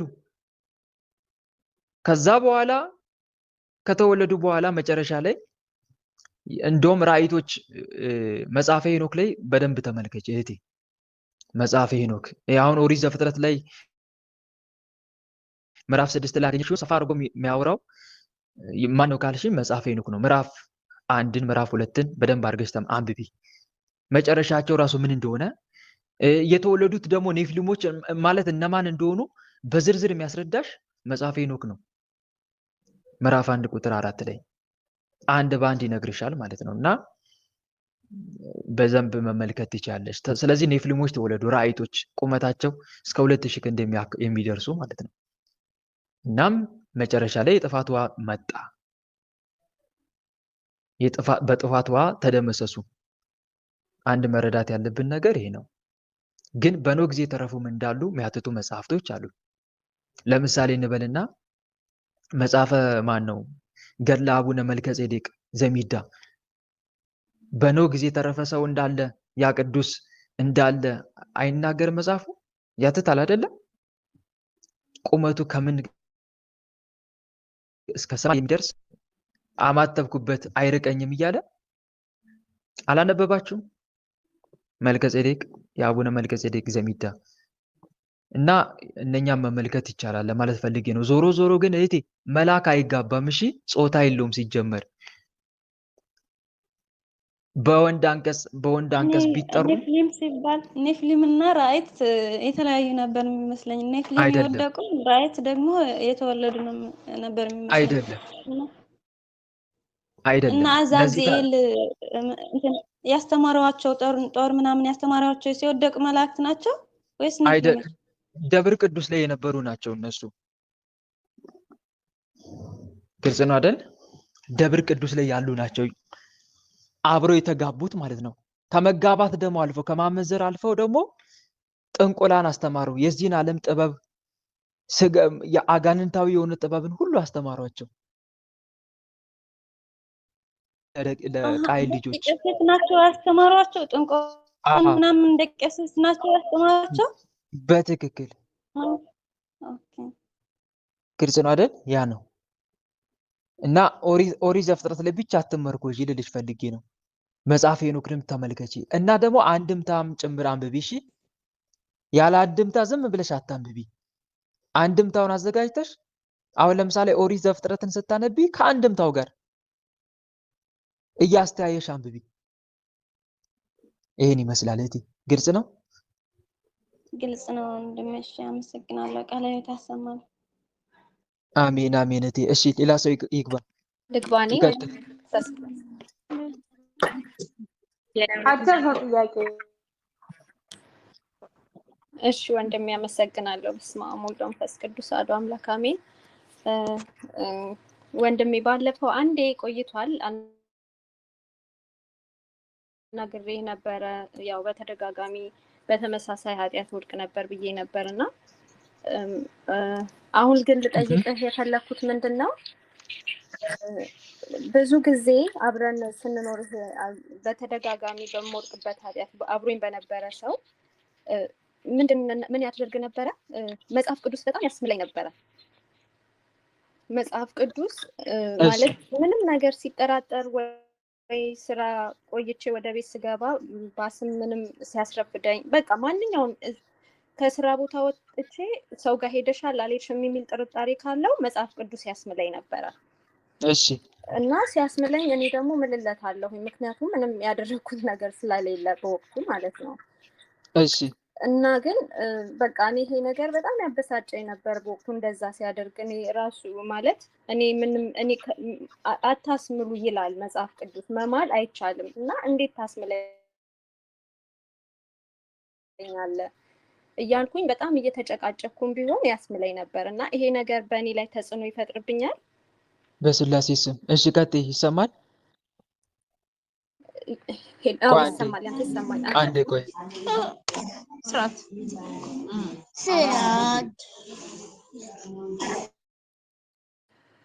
እሺ፣ ቀጥይ። አሁን ይሰማል? አዎ፣ እሺ። እና መጽሐፍ ቅዱስ ብዙ ጊዜ እምል ነበረ ስለሚያስምለኝ። ሰምተኛል ያልኩትን ወይስ ልድገመው? አይ ሰምቼሻለሁ። በመጽሐፍ ቅዱስ ያስመለኛል። እኔም ደግሞ መማል አይቻልም እኮ አትማሉ ይላል መጽሐፍ ቅዱስ ስለዋለው ነው። አዎ እንደዛ እያልኩትም ግን ያው በጣም ስለሚያስገድደኝ እምልለት ነበረ። ጌታ ኢየሱስ ክርስቶስ ይፍረድብኝ፣ ህይወቴን ያበላሸው፣ ያሰብኩትን አያሳካልኝ በይና ማይ ብሎ ነበር የሚያስምለኝና ማምላክ። እሺ ደግሞ እንደዛ ብዬ ነበር እምልለት እና ግን የሚገርመው ያው እምል ነበረ። ይሄ ነገር እኔ ላይ ተጽዕኖ ይፈጥራል። የዋሸሁት ነገር የለም፣ እየዋሸሁ አይደለም የምለው።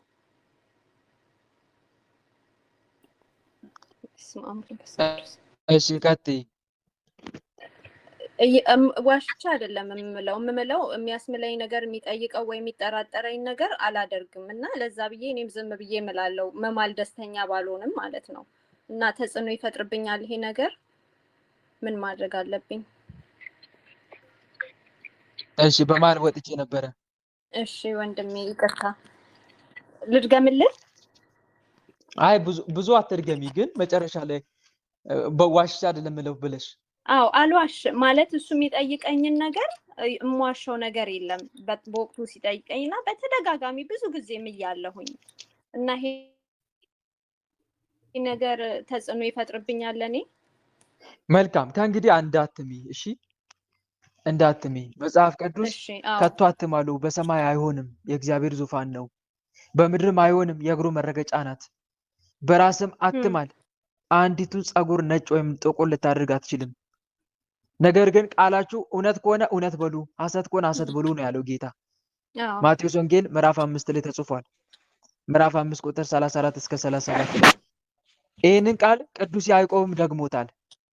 ቅዱስ ያዕቆብ ነገር ግን ወንድሞች ሆይ በሰማይም ቢሆን በምድርም ቢሆን በምንም መሐላ አትማሉ ከፍርድ በታች እንዳትወድቁ ይላል።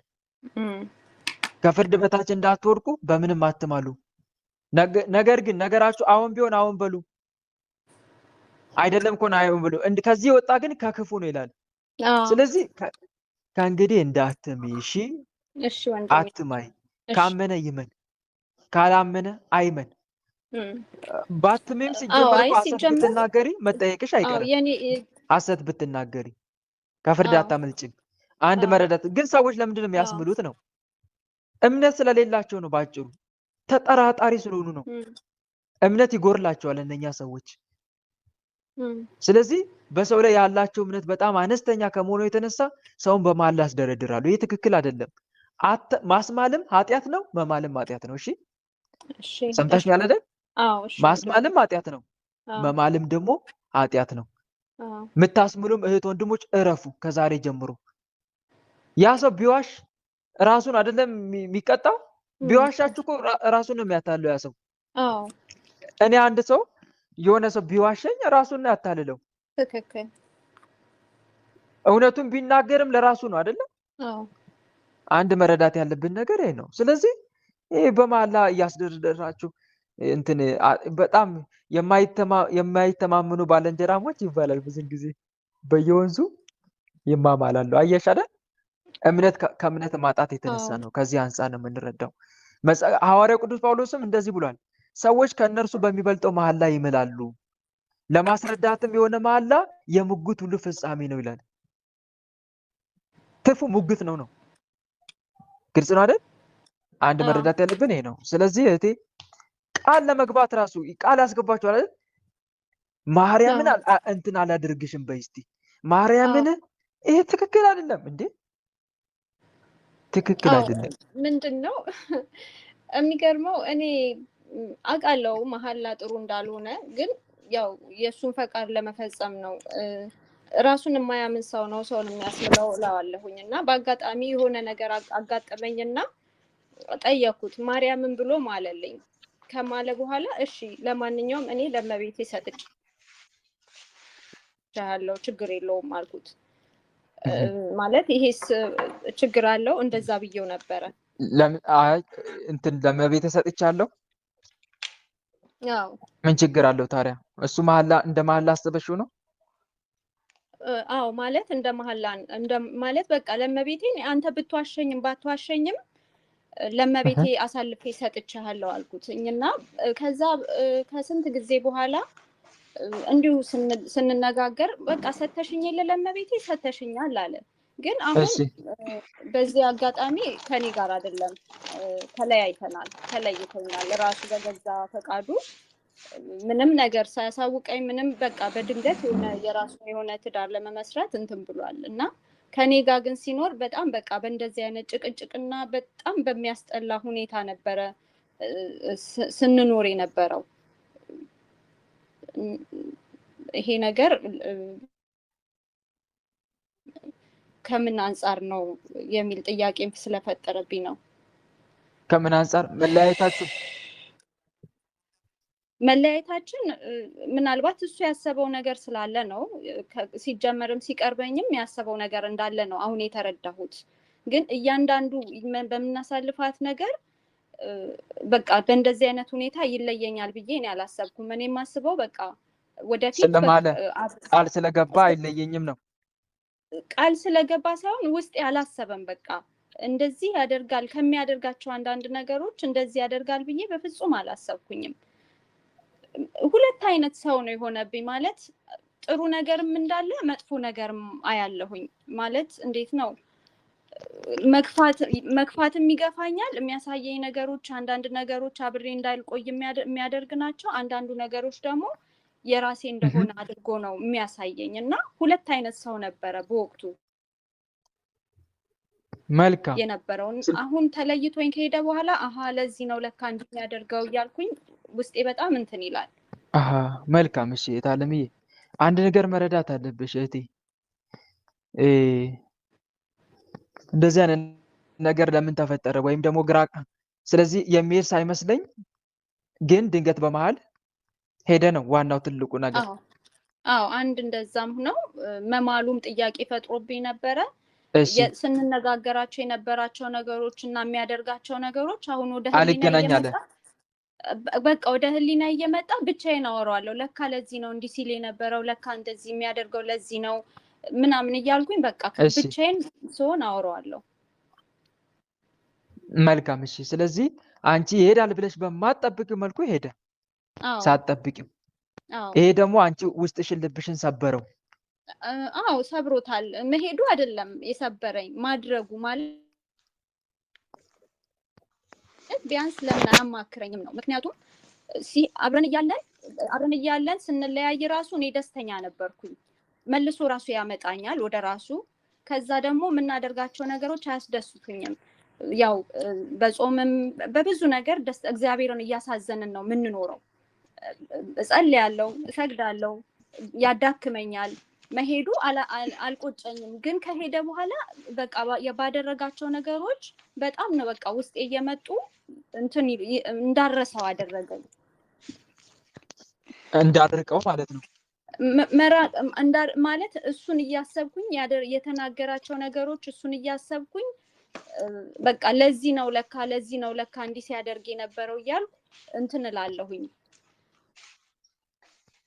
መልካም እህቴ፣ አንድ ነገር ብቻ ተናግሬ ልለፍ። እሺ ምክንያቱም ጥያቄው ትንሽ ውስብስብ ቢልብኝም ግን የተወሰኑ ነገሮችን ልንገርሽ የሚጠቅምሽ ከሆነ።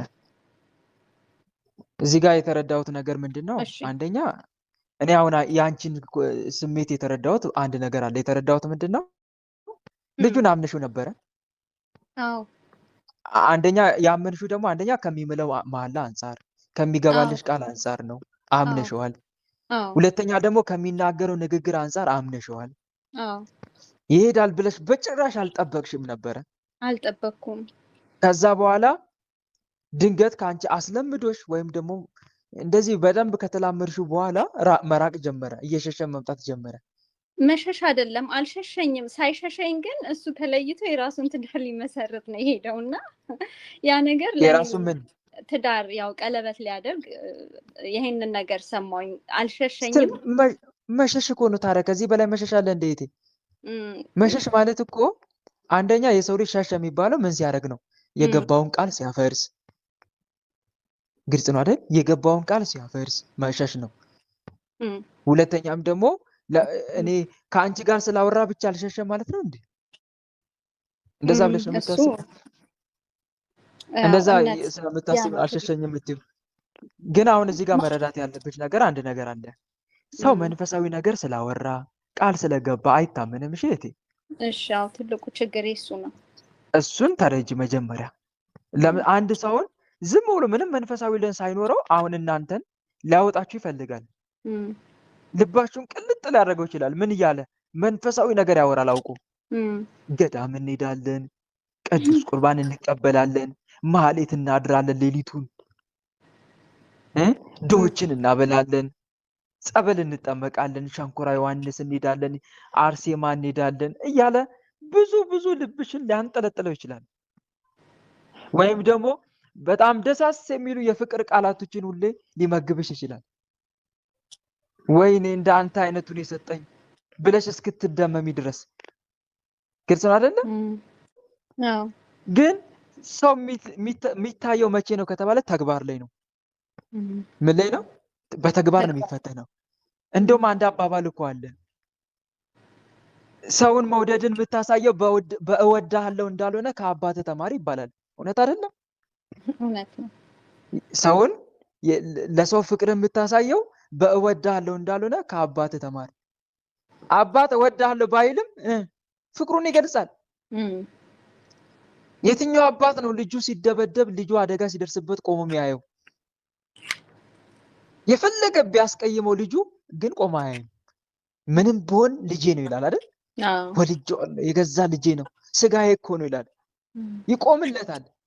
እናትም ልክ እንደዚሁ በዚህ ፍቅሩን ታያለሽ። አይሽ አይደል? እና በቃል አትሰበሩ ልላችሁ ፈልጌ ነው። እንደዚህ የሚባልም አባባል አለ። ማድረጋቸው እኮ አይደለም የሰበረን አያደርጉትም ብለን አምነን ስለነበረ እንጂ። እና አንቺ ጋርም የደረሰብሽ ይሄንን ነው። ግን ከእንግዲህ ለወደፊቱ ተማሪ እሺ እህቴ። ሰው በአፉ በሚያወራው ነገር ብቻ ልብ አይሰጥም። አንቺ ልብሽን ሰተሽ ነው።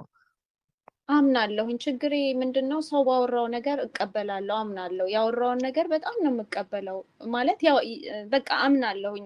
የክፋት ነው ማለልም ወይም እንዲህ ሊያደርግ ነው ብዬም አላስብም። ይሄ ነገር በጣም እየጎዳኝ ነው። ከኔ ይሁን አላቅም ከምኬት እንደሆነ አንዱ ይሄ ነው እህቴ።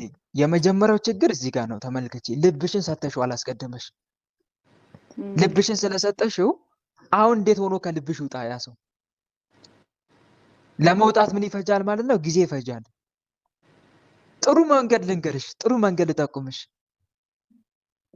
ማተኮር ያለብሽ በዚህ ሰዓት መንፈሳዊነትሽ ላይ ነው። እሺ ምን ላይ ነው በጣም መስራት ያለብሽ? ግን እየመጣ ይረብሽኝ። ገብቶኛል። ይረብሽሻል፣ አውቃለሁ። ያታግልሻል። እስኪወጣ ድረስ ከታገሱት ሁሉም ያልፋል፣ ግን እስኪያልፍ ያለፋል ይባላል። ከልብሽ እስኪወጣ ድረስ ያታግልሻል። በነገራችን ላይ ጠላትም ያልሆነ ሪሌሽን እንድንጀምር ያደርገናል አውቆ። ለምን መሰላችሁ?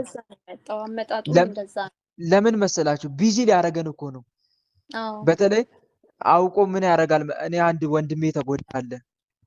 እዚህ ግሩፕ ላይ ያለ ልጅ አለ ነግሮኛል። በጣም ተጎድቶ ቀርቦ ነበረ።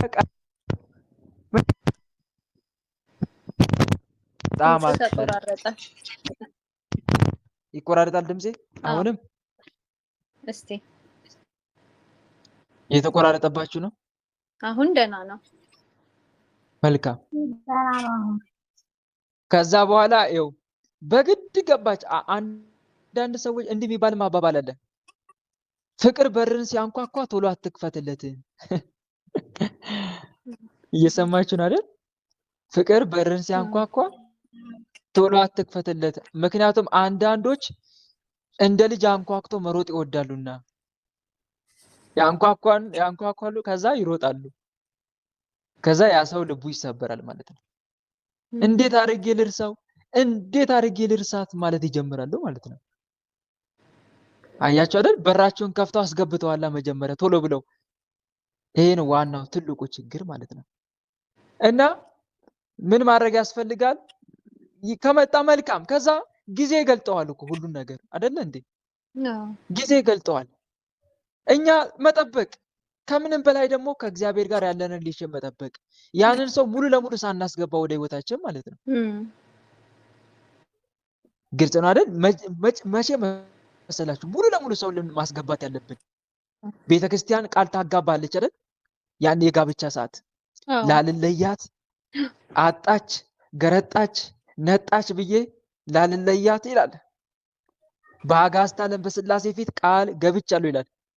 እሷም እንደዚሁ ላልለየው ብሎ ቃል ትገባለች።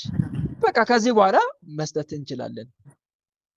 ከዛ በፊት ግን ገና ለገና ሪሌሽን ጀመርን ተባብለን ይሄ ሰተት ብሎ ሰው ወደኛ ውስጥ እንዲገባ መፍቀድ የለብንም። እሺ አጥብቀ ልብን ጠብቅ ይላል እኮ መጽሐፍ አይደል እንዴ?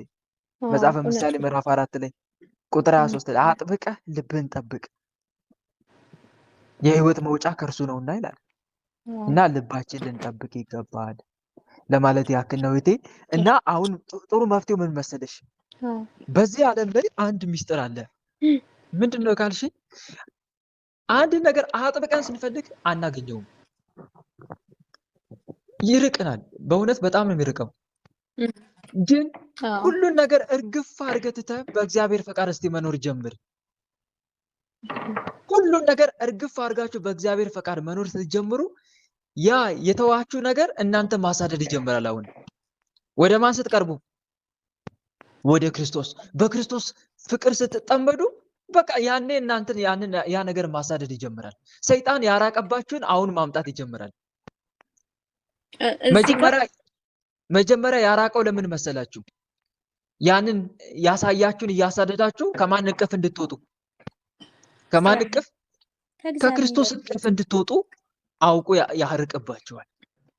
ያስኩት ስትሉ ያሸሻል፣ ይነጥቃል፣ አውቆ ያርቀዋል። ከዛ እጭ ብላችሁ ተስፋ ቆርጣችሁ ትታችሁ በቃ ጌታዬ ወደ አንተ ይሻላል። ዳዊት እንዳለው አምላኬ አምላኬ ወደ አንተ ገሰግሳለሁ። መዝሙር ማይካችሁን ተቆጣጠሩ ፕሊዝ። መዝሙር 61 ላይ 62 ላይ አምላኬ አምላኬ ወደ አንተ ገሰግሳለሁ፣ ነፍሴ አንተ ተጠማች እንጨትና ውሃ በሌለበት፣ ስጋዬም አንተን እንዴት ናፈቀች እንጨትና ውሃ በሌለበት በምድረ በዳ እያለ ይናገር ነበረ።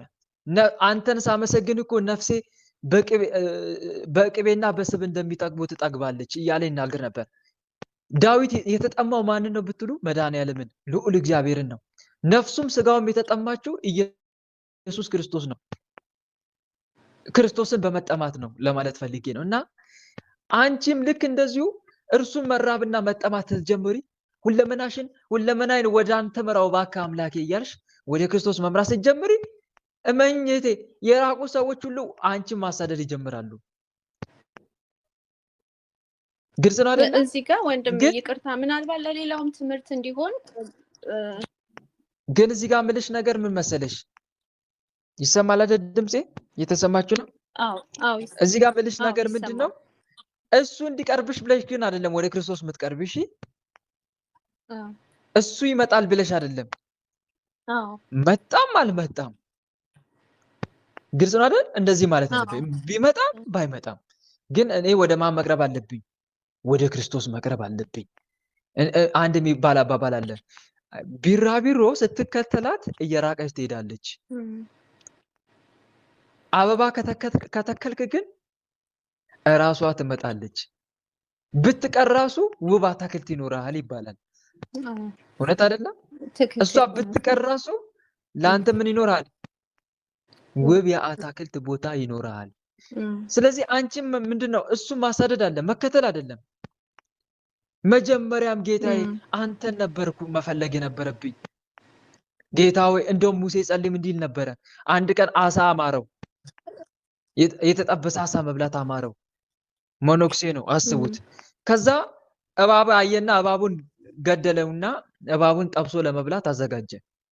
ሙሴ ብላ እንጂ የተጠበሰ አሳ አምሮ አልነበረም እያለ ክፉ ፍላጎትን መቅጣት ጀመረ። ከዛ አይኖቹ ወደ ላይ ቀናለና እቺን ንግግሩን በጣም ነው የምወደው። ኦ ጌታዬ ካንተ ውጪ ልቤን ለሌላ ነገር አሳወርኩ አለ። ደስ አይልም? ኦ ጌታዬ ካንተ ውጪ ልቤ ለሌላ ነገር አሳወርኩኝ። አንተን መራብና መጠማት ሲገባኝ ሌላ ነገር ተራብኩኝ። እባክን ይቅር በለኝ፣ ሁለመናዬን ወደ አንተ ምራው እያለ ማልቀስ ጀመረ። ወደ ፈጣሪው መማፀን ጀመረ። እና ልክ አንቺም እንደዚህ የልጁ ፍቅር የልጁ ነገር ሐሳብ ሲያመጣብሽ ጌታ ሆይ እባክህ ሁለመናዬን ወደ አንተ ምራው፣ የልጁን ሳይሆን ያንተን ትክክለኛ ፍቅር በልቤ ውስጥ ሳልበዩ። እዚህ ጋር አንዴ ወንድሜ ይቅርታ ላቋርጥህና ማለት እኔ የነበርኩበት ህይወት በእርግጥ በስጋው ደሙ ነበረ እና ወደ ህይወቴ ምንድነው ምናልባት ለሌሎችም ትምህርት እንዲሆን ይሆናል። ስጋው ደሙ ቀበል ነበር። በዛ ህይወት እያለው ነው በቅርብ ያለን ሰዎች ነን ይሄ ነገር የገጠመኝ፣ በቅርብ ባለን ሰዎች ነው ይሄ ነገር የገጠመኝ እና ስጋው ደሙ በሚወጣበት ሰዓት እንዲህ በርከክ ብዬ ተንበርክኬ ነው ማሳልፈው እና በዛ ሰመመን ውስጥ ምን አጋጠመኝ? ከብዙ ቀለበቶች መሃል በሰመመን ላይ ነኝ። ከዛ ከብዙ ቀለበቶች መሃል 2 ቀለበቶች ተነጥለው አያለሁኝ። ከዛ ከጊዜ ያንን ሰመመን አይቼ ተነሳሁኝ። ከዛ ከጊዜ በኋላ ይሄ ልጅ ወደ ህይወት ይመጣ። ወደ ህይወት የሚመጣው ፈልጌ አይደለም፣ ያው በሆነ ግዳጅ ነው ያ ነገር የተፈጸመው እና ምናልባት ይሄ ነገርም ከዲያብሎስ ሊሆን ይችላል ነውም በእርግጠኝነት አመጣጡ እንደዛ ነው። አንድ ሁለት ደግሞ ተቀብዬ ተኝቼ ሌሊት ነው ተቀብዬ ነበር ይዛለት ተኝቼ ነበር እና ይሄው አሁን ያጋጠመኝ ልጅ አብሮኝ ሄደ ያልኩ ልጅ እንደዚህ ግንኙነት ማለት ያደርጋል በህልሜ እና ከዛ በኋላ ከስንት ጊዜ በኋላ ነው ይሄ ነገር የተፈጸመው እና ምናልባት ይሄ ነገር ከመናፍስቱም እየተበቀለኝ እንደሆነ ነው እኔ ተረዳሁትኝ። በብዙ ነገር በማልጠብቀው በማላስበው እኔ በምንም ታምር ፍላጎቱ ምኞቱ በፊትም ቢኖር ይሄ ነገር ግን ይገጥመኛል ብዬ በምንም ታምር አላሰብኩኝም ነበረ። ከዛ ነገሮች ተፈጸሙ። ይሄን ነገር ያውቃል እየነገርኩት ነው ይሄ ነገር የተፈጸመው። ከሆነ በኋላ ግን በቃ በጸሎትም በምንም ስሰግድም ስሙን እየጻፍኩ ነው የምሰግደው። ይሄ እንትን ናርዶስ ሽቶም አለኝ አንዳንድ ነገሮች እንዲስተካከል በብዙ ነገር እንዲስተካከል ናርዶስ ሽቶም ቀባለሁ ምን እላለሁ እመቤቴንም ማጸናለሁኝ። እና በዚህ መሀል ነው ይሄ ነገር እንትን ያለው እና ይሄን ሁሉ ነገር ግን አብረን ስናሳልፍ ደስተኛ ሆኜ አይደለም ያሳለፍኩት። ምክንያቱም የምሰራው ከዛ ህይወት ስለወጣሁኝ እየተደሰትኩ አይደለም የምኖረው። እሱ ግን ወደ እኔ ህይወት እንዲመጣ በጣም ጥረት አደርግ ነበረ፣ ግን ራቀ። በቃ ሄድ። አሁን እሱ እንግዲህ በዚህ መሀል ነገርኩ ሳይነግረኝ እንደዛ አይነት ነገሮች ሊያደርግ ሄደ። ማድረጉ ደስተኛ ነኝ እኔ፣ መሄዱ አልከፋኝም።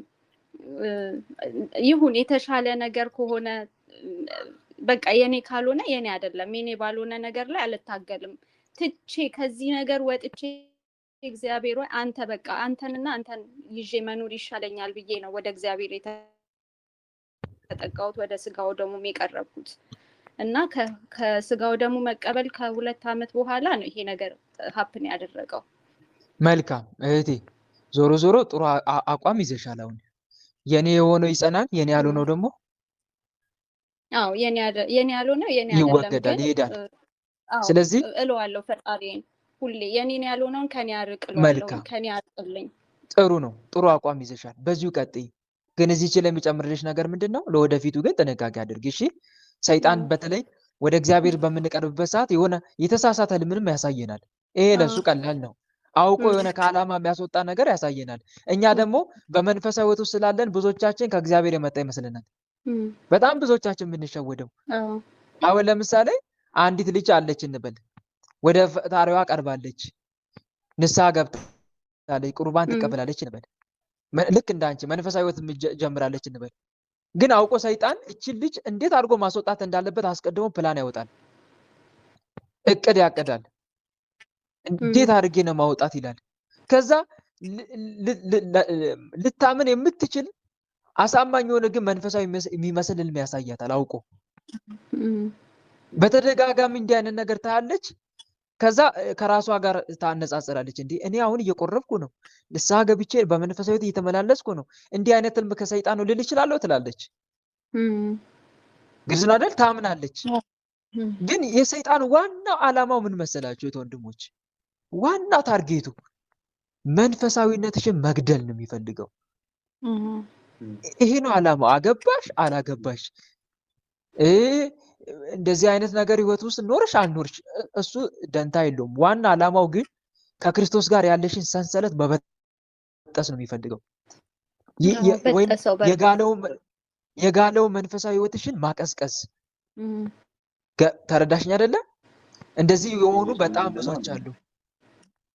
አዎ በእንደዚህ አይነት ነገር ውስጥ ገብተው ግን ከመንፈሳዊ ህይወታቸው የወጡ ብዙ እህቶች ወንድሞች አሉ።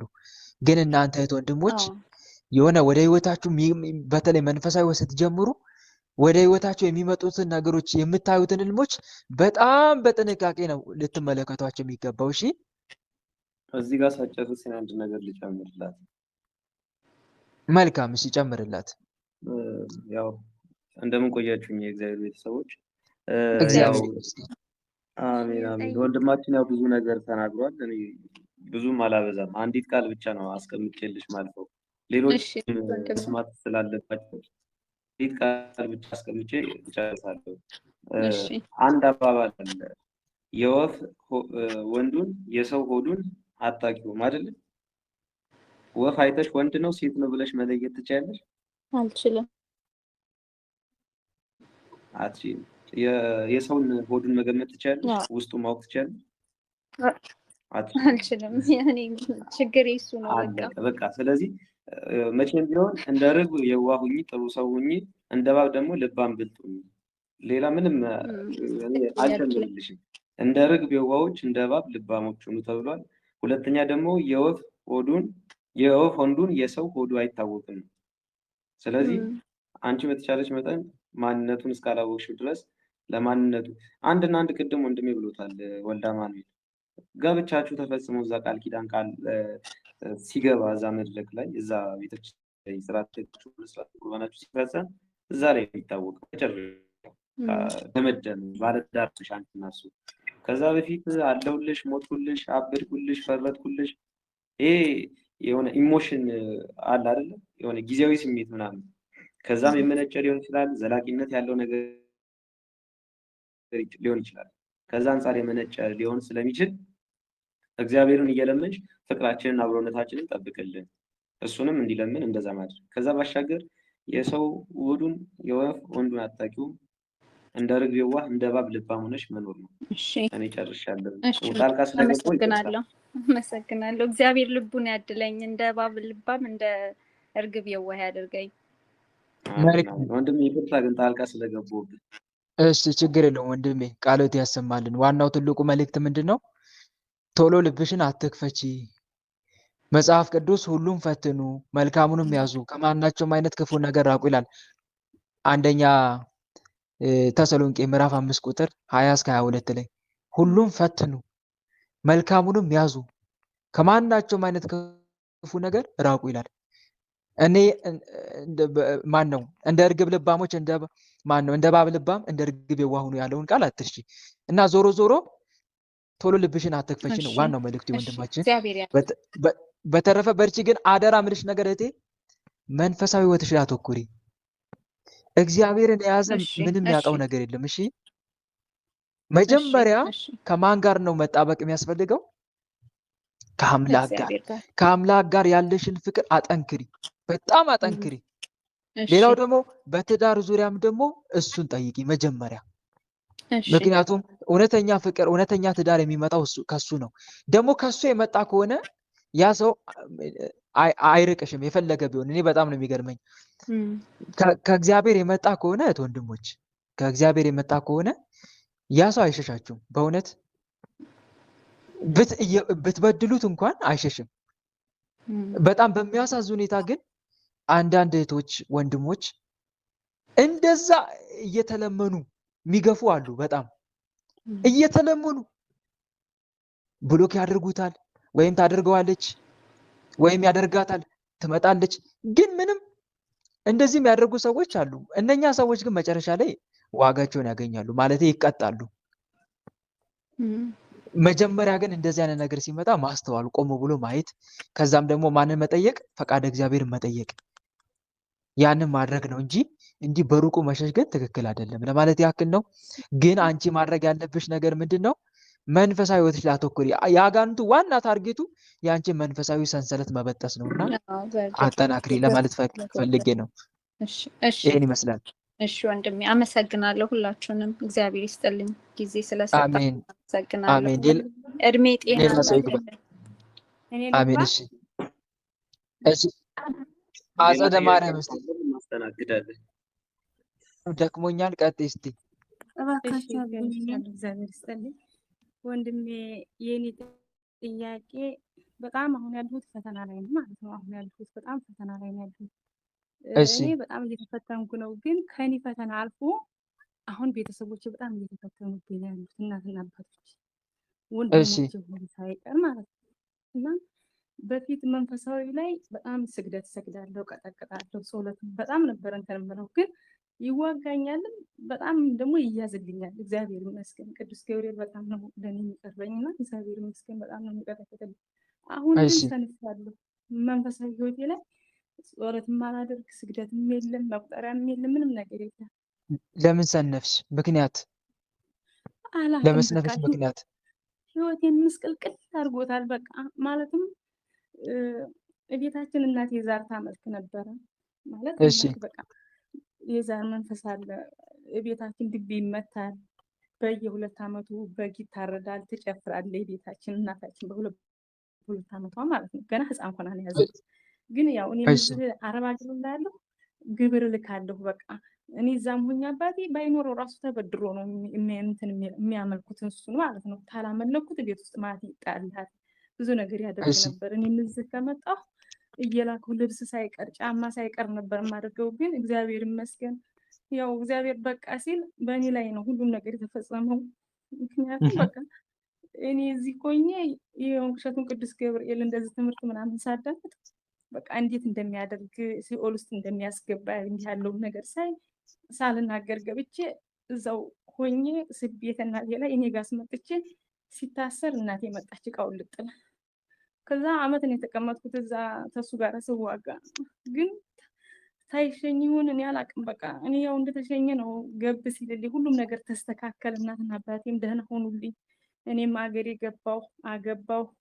ከዛ ደግሞ መልሶ ወደዚህ ሀገር መጣሁ። እዚህ ሀገር ከመጣሁ ወዲህ ህይወቴ ምስቅልቅል አድርጎት እኔ በገባሁ በ4 ወሬ እናቴን ሽባ አረገብኝ። እጭ ወደዛ ሄድልኛል። ምን አባቱ እየመጣ ይለፈልግብኛል። እኔ ያገባኝ እሺ እኔ ራሴ እግዚአብሔር ይገስጽ። ቸሩ መድኃኔዓለም ይበቀል። በነገራችን ላይ ዲያቆንዬ እንደዚህ አይነት ነገሮች በጣም ይስተዋላሉ አብዛኛው ሰው ላይ ማለት ነው። በዘር ይሄ ሲወርድ ሲዋረድ የመጣ ነገር አለ አይደል? እሱ ነገር በጣም የተለመደው ነው። በጣም በቤተሰብ በምናምን የሚመጣው ያን ነገር አንድ የማምንበት አባቶችም እንዳስተማሩ በጾም በስግደት ነው የሚደክመው ኃይሉ እና እሺ መልካም በጣም ከባድ ነው። እሺ አጸደ ማርያም ጋር አለ አተ ማይክ ክፈት። በአጋዕዝተ ዓለም በቅድስት ሥላሴ ስም ቆይ አንዴ በአብ በወልድ በመንፈስ ቅዱስ ስም በኃያሉ በመድኃኔዓለም ስም በቅድስት ድንግል ማርያም ስም አተ የቤተሰብ ዛር እሺ የቤተሰብ ዛር ሌላስ ማን ነው ያለው? ምን ያለልን ሳለ በሽታ ሰጠን አዳክም ለበሽታ የሰጠን ልባ ላይ ቁጭ ብለን እኛ አለን ጥራዋቂ ያለን ቡታ አለን መስተፋቅር አለን የግርማ ሞገስ አለን ሰራቢ አለን በቃ በሙሉ ይዘራታል። እሷ ግን አባቷ እኛ ራሳችን ነን በቃ የምናደክማት። ሀገሯ እንዳትገባ ለመድፋት ነው። አሁን ግን ይገባብን ነው። ሀገሯ እንዳትገባ። እሺ ሰራዊታችሁን ሰብስቡ ቶሎ በአጋዕዝተ ዓለም በቅድስት ሥላሴ ስም ቶሎ ከልቧ ከመላ ሰውነቷ ተውጡ። ቶሎ ተነስ። ሰላም ለአብ ዘእምቅድመ ዓለም ነጋሲ ለወልድ ሰላም ስጋ ማርያም ለባሲ ለመንፈስ ቅዱስ ሰላም ኃጢአት ዓለም ደምሳሲ ኃይሌ የሥላሴ ወፀወኔ የሥላሴ በስመ ሥላሴ ቀጠቅጥ ከይሲ አጋዕዝተ ዓለም ቅድስት ሥላሴ ይበቀሏችሁ። ውጡ ቶሎ ከልቧ ከአይምሯ ከመላ ሰውነቷ ውጡ። ልቧን ይዘነዋል። ግንኛ ጥለዋጊ ተነስ በአጋዕዝተ ዓለም በቅድስት ሥላሴ ስም ቶሎ እሺ የቀረ አለ ሌላ የቀረ አለ? በየሰዓት በየሰከንድ ነው የምንላከው። ስንገባ አንደለም ቶሎ አባቷ በቃ ያሳልፋ ሰጥታናል። በቃ የዘብሩ ቅዱስ ገብርኤል ቶሎ ሁላችሁም ውጡ። እሺ ወጥተናል። ሌላ የቀረ አለ? በአጋዕዝተ ዓለም በቅድስት ሥላሴ ስም የቀረ የተደበቀ በቃ እኛው ያለ ነው። በቃ ወደ ግንባር ውጡ ሁላችሁም። በአብ በወልድ በመንፈስ ቅዱስ ስም ሁላችንም ከነሰራዊታችን ከመላ ሰውነቷ ከህይወቷ ወጥተን የዘጋነውን እድል ከፍተን በሽታችሁን አንሱ። ያመጣችሁትን በሽታ ቶሎ አንሱ። አንሱ በሽታችሁን። እሺ በቃ አነሳን እኮ ራሳችን አነሳን። በሽታችን አንስተን በሽታ ደያችን የሆነን አንስተን እስከምንሸኝ ድረስ ምንም ስራ ላንሰራ ሰማይና ምድርን በፈጠረ በአጋዕዝተ ዓለም በቅድስት ሥላሴ ስም ሰማይና ምድር በልዳባሪ አንድ ነገር ልበል። ይቺ የተረገመ ይልኝ ማለት ነው። ሳምንት ዕለት እያለቀሰች የአጋዕዝተ ዓለም ሥላሴ የአብርሃሙ ሥላሴ የአብርሃም ቤት እንደባረክ እኔንም ልቤን ባርክልኝ ብላ የዛሬ ሳምንት እያለቀሰች እዛ ቆሻሻ ጋር ገብታ ታለቅስ ነበር። እያለቀሰች በንቧን ሰማይና ምድር በፈጠረ በአጋዕዝተ ዓለም በቅድስት ሥላሴ ስም ሰማይና ምድር በፈጠረ በአጋዕዝተ ዓለም በቅድስት ሥላሴ ስም ከነ ሰራዊታችን ግንባር ላይ በትምህርተ መስቀል ታስረን ተገዝተናል። ከነ ሰራዊታችን ሰማይና ምድር በፈጠረ በአጋዕዝተ ዓለም በቅድስት ሥላሴ ስም ታስረን ተገዝተናል። አጋዕዝተ ዓለም ቅድስት ሥላሴ ስርዓታችን ያጽኑብን። አጋዕዝተ ዓለም ቅድስት ሥላሴ ስርዓታችን ያጽኑብን። ምንም ስራ አንሰራ። ምንም ስራ አንሰራ። ልብ መልሱ ልብ ቶሎ። እሺ አጸደ ማርያም አቤት ወንድሜ። እህቴ እሺ መልካም። በቤተሰቤም በእኔም በኩል ብዙ ፈተና አለ ብለሻል። እናም ደግሞ ወደ ሀገር እንደገባሽም ነግረሽኛል። አዎ ወንድሜ፣ አሁን ማለት ነው በጣም ፈተና በዝቶብኛል። ምክንያቱም የኔ ያው በቃ አንዳንዴም እየገባሁም እንደዚህ እህቶቼ ጋር እሰግዳለሁ፣ እንደዚህ አንዳንዴም ጸሎት ሳረግ ትንሽ የኔ በቃ እንትን ይልኛል። አሁን ግን እየተፈተኑ ያሉት በእናት በአባቴ ላይ ነው። እናትና አባቶቼ በፊት ይጣሉብኝ ነበር፣ ግን አገር ገብቼ መንፈሱ እንትን የዛሩን ዕቃ በሙሉ አስጥዬ እኔ ጋር አስቤ 10 ወር ተቀምጬ እናቴን ነፃ አውጥቻት ነበር። ግን እኔ አይደለሁም ነፃ አውጥተዋል፣ ይሁን ቅሸቱ ቅዱስ ገብርኤል ነው። በስ ግን ቢሆንም ይሻል ነበር። አሁን ግን እኔ ልክ እዚህ ሀገር በመጣሁ በ4 ወሬ ነው ቤት የዋላት አልጋ ላይ ማለት ነው። 3 ዓመት ሙሉ አልጋ ላይ ነው ያለችው እናቴ። ግን አንድ ቀን እንኳን እገባለሁና በቃ ልቤን የያዘኝ ነገር አለ። ተስፋም ጋር ደግሞ ያጨካክነናል። በቃ ጭክን ምልባት ስትናገር ይመረኛል። እኔም ስናገር እሷ እንደዛው ነው የሚመራት። አሁን ግን አባቴ ጋር ልክ ድሮ መጀመሪያ ገና ሳይጣለቀው እንደሚሆን ሰርክፈች ሰርክን በቃ ዕቃ እንከፋፈል በቃ እንለያይ ነበር የሚሉት። አሁን እኔ አልደወልኩም። እህቶቼ ደውለው አባታችንን ተቆጩ። በቃይ ብሏል። በቃ እኔ በቃይ ብሎ ዘመድ እየሰበሰበ ነው ምናምን አሉ። ቆይ አንድ ጥያቄ ልጠይቅሽ፣ በመሀል አንድ ጥያቄ ልጠይቅሽ። እሺ ጨሌውን ማስጣልሽ መልካም ነው። ኮተታ ኮተቱን ማስወጣትሽ መልካም ነው። ግን አንድ ጥያቄ ልጠይቅሽ፣ አስቆርበሻቸዋል? እኔ አላስቆረብኩ እንኳን ማስቆረብ ቀርቶ በዛን ሰዓት ንስሐ እንኳን ግቡ አላልኳቸው። ንስሐ ነው በቃ መተው እዛ እቃውን ጣሉ፣ ጠበል ተጠመቁ፣ ሄዱ። ግን እዚህ ከመጣሁ በኋላ እዚህ እናንተ ጋር ትምህርት ገባ ነበረ። እንደውም አሁን ነው የተውኩት። አሁን ግን ድምፅ ራሱ መስማት አልፈልግም። ማህበሩ ላይ ገብቼ ዛሬ ገና ገባሁ ለእንትን ለማለት ማለት ነው። ጓደኞቼ ራሱ እስቲ ግቢ ነው ለማኑኤል ጋር ይታሰር ሲሉኝ በጣም ነው የሚያስጠላኝ። ገና ገባ ብዬ የአንድ ሰው ድምፅ ሰማ ቶሎ ብዬ ነው የምወጣው። ያኔ በቃ ልቤን ርብሽ ነው የሚልብኝ። ሌላ በቃ የሚያስጠላ ስሜት ይሰማኛል ለራሴ። በቃ እኔው ነኝ እኔ በቃ እኔ ሰርክም እየገባሁ መንዘላዘል አያስፈልግም። እኔ ጋር እንግዲህ እግዚአብሔር እንዳደረገ ያድርገኝ ብዬ ችላ ብዬ በቃ እዚህ ውስጥ አልገባም። ማህበሩ ላይ ትቼዋለሁ። በፊት እንዲያውም እገባ ነበር። ግን አሁን ግን በጣም ተደራረበብኝ። በቃ ወንድሜ እዚህ ያለው ትልቁ ወንድሜ በቃ ትዳሩ ሊፈርስ ነው። በቃ እኔም ትዳሬን አፍርሻለሁ። ወንድሜ ትልቁ ጥሩ ሁኔታ ላይ አይደለም ያለው። በቃ ምክንያቱም እዚህ ሀገር ላይ ነው ያለው፣ ያጨሳል፣ ይጠጣል። በኋላ ሳውዲ አረቢያ አረቄ በጣም ክልክል ነው እዚህ ሀገር ማለት ነው። ግን እሱ ይጠጣል፣ በጣም ይጠጣል። ሚስትየዋ ጎበዝ ሰራተኛ ነች።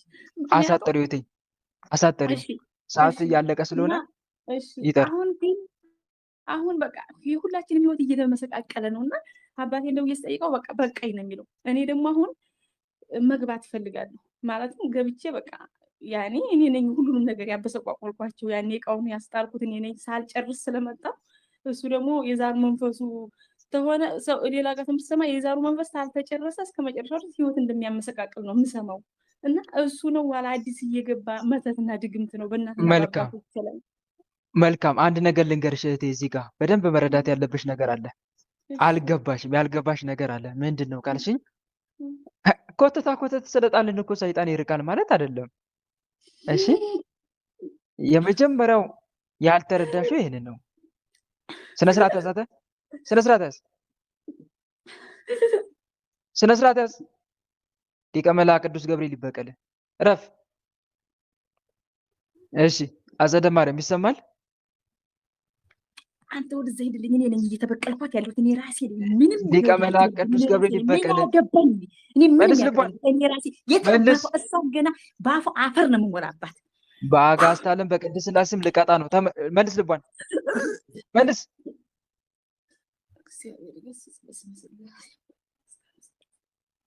ይሰማል እህቴ? እሺ ያልተረዳሽ ነገር አለ። አንድ በጣም ያልተረዳሽ ኮተት ስለጣልሽ ሰይጣን ይርቃል ማለት አይደለም። ግልጽ ነው። አንድ መረዳት ያለብሽ ነገር ይሄ ነው። እኔ ኮተቱን አስጥዬ መጣው እንዴት ነው ያልተስተካከለው? እንዴ የመንፈሳዊ ህይወት እኮ መጨረሻው እኮ ኮተቱን መጣል አይደለም። ትልቁ ነገር መጀመሪያ ይኸውልሽ ማስጣሉ አንድ ስራ ነው፣ አንድ እርምጃ ነው ገና። ግልጽ ነው አይደል? ሁለተኛ እርምጃ ምን መሰለሽ? ሁለተኛው እርምጃ ንስሐ እንዲገቡ ማድረግ ነው። ንስሐ እንዲገቡ ደግሞ የምታደርጊው በማስተማር ነው። ስለ ንስሐ በማስተማር ነው። ግልጽ ነው አይደል? ደጋግሜ እየተናገርኩ ነው፣ ለሌሎቻችሁም ጭምር ነው። እህቶቼ ወንድሞቼ አዳምጡኝ። እዚህ ጋር ለሷ ብቻ አይደለም የምናገረው። ወላጆቻችሁ ንስሐ ግቡ ስትሉ እያስተማራችሁ መሆን አለበት። ምን እያላችሁ? እያስተማር ትክክል። ስለ ንስሐ አስተምሯቸው መጀመሪያ። ንስሐ ሳይገባቸው ነው ንስሐ ግቡ ያላችኋቸው ያላችሁት እናንተ። እማዬ አቤት ንስሐ ግቢ። እሷ ንስሐ የምታውቀው እናትሽ በቃ አካን ጋር ሄዳ ይሄን ሰርቻለሁ፣ ይሄን ቀጥፌያለሁ፣ ይሄንን እንዲያርጋለሁ በቃ ንስሐ ገባሁ ትላለች። ንስሐ ይሄ ብቻ ነው? ግን ስለ ንስሐ አስተምሯቸው የምለው ይሄንን ነው። ምን ማድረግ ያስፈልጋል? አምላክን መበደላቸው እስኪሰማቸው ድረስ መከሯቸው። እሺ ወየው ለኔ በደልኩት አምላኬን እስኪሉ ድረስ። ሰው እንደዚህ ብሎ ንስሐ ሲገባ ደስ አይልም? አያምርም? ንገሩኝ እስቲ። ወየው ለኔ እኮ በጣም ያምራል። እንዴት ደስ ይላል። መድኃኒዓለምም እንዲህ ብለው እንዲመለሱለት ነው የሚፈልገው። ሙሴ አላያችሁትም? እውነተኛውን አምላክ ማወቅ ፈልጋለሁ ብሎ መጣ ወደ ሻይድ በረሃ። ከዛ በኋላ አባ መቃርስን አባ ኤስድሮስን አያቸው። ምን ልታረግ መጣ? እውነተኛውን አምላክ ፍለጋ መጣው አላቸው። ከዛ በኋላ ስለ ንስሐ ወደ ኃጢአቱ እንዲናዘዝ ነው ያደረጉት ወይስ ቁጭ አድርገው አስተማሩት? ንገሩኝ። ቁጭ አድርገው አላስተማሩትም? አስተማሩት። ከዛ ሙሴ ላይ ምን ተፈጠረ? እስቲ ንገሩኝ። ምን ተፈጠረ ሙሴ ላይ? ጸጸት። በቃ ይሄ እኮ ንስሐ ማለት። ንስሐ ማለት እኮ ይሄ ነው ወንድሞች። ከዛ በኋላ ምን ማለት? እኔ አባ ጠፍቻለሁ፣ ወደ ነበርኩበት መመለስ አልፈልግም። በቃ እቺ ናት ዋናዋ የምትፈለገው ፓርት እቺ ናት። ወደ ነበርኩበት ነገር ህይወት መመለስ አልፈልግም። እጄን ያዙኝ አባ ጠፍቻለሁ። የሙሴ ነፍስ አጥብቃ ተጸጸተች ይላል ትረካው ላይ የሚተርከው አካል። ምክንያቱም ከአባ ኤስድሮስ የሚወጣው ቃል እንደ ሰይፍ የተሳለ ነው ይላል። እንደ ሰይፍ የተሳለ ነው። እውነት ነው። ይሄ ነው በቃ ትልቁ ንስሐ ማለት። አስተምሯቸው ከብሉይ ኪዳን ከአዲስ ኪዳን ታሪክ እያወጣችሁ እስራኤላውያን እግዚአብሔርን በማሳዘናቸው እስቲ ታሪኩን ነገሯቸው። እንደዛ እየተንከባከባቸው ከላይ ደመና በቀን ፀሐይ እንዳያቃጥላቸው ደመና እየጋረደ እንቅፋት እንዳይመታቸው የእሳት አምድ አምጥቶ እያሳያቸው እንዴት እየመራቸው እንዴት እንደበደሉት እሱን ታሪክ ነገሯቸው። ወይኔ ይሄን አምላክ ነው እንዴ ለካ ይበደል ነው ብሎ እስኪጸጸቱ ድረስ። ስለ ንስሐ ሳታስተምሩ ዝም ብላችሁ ብቻ እማዬ ግቢ አባዬ ግባ ምን እናንተን ደስ ለማሰኘት ብቻ ብለው ነው ሄደው የሚናዘዙት። ያስገባችሁም ካላችሁ አስተምሯቸው። እሺ ስለ ንስሐ አስተምሯቸው ጸጸት እስኪሰማቸው ድረስ ማለት ነው። ይሄ ነው ትክክለኛ ንስሐ ማለት። ከዛ ንስሐ እያስተማርሽ ለንስሐ ታበቂያቸዋለሽ። ከዛ ወደው ፈቅደው ንስሐ ይገባሉ እነኚህ ሰዎች። ንስሐ ከገቡ በኋላ በጌታ ስጋና ደም ይታተማሉ። ማንም አይነቀንቃቸውም። ከዛ በኋላ ንስሐ ከገቡ ቅዱስ ቁርባን ከተቀበሉ በኋላ ደግሞ መንፈሳዊ ታስጀምራቸዋለሽ። ምን አይነት መንፈሳዊ ህይወት? አንደኛ ያው የታወቀው ቋሚ ጾም፣ ጸሎት፣ ስግደት ታስጀምሪያለሽ።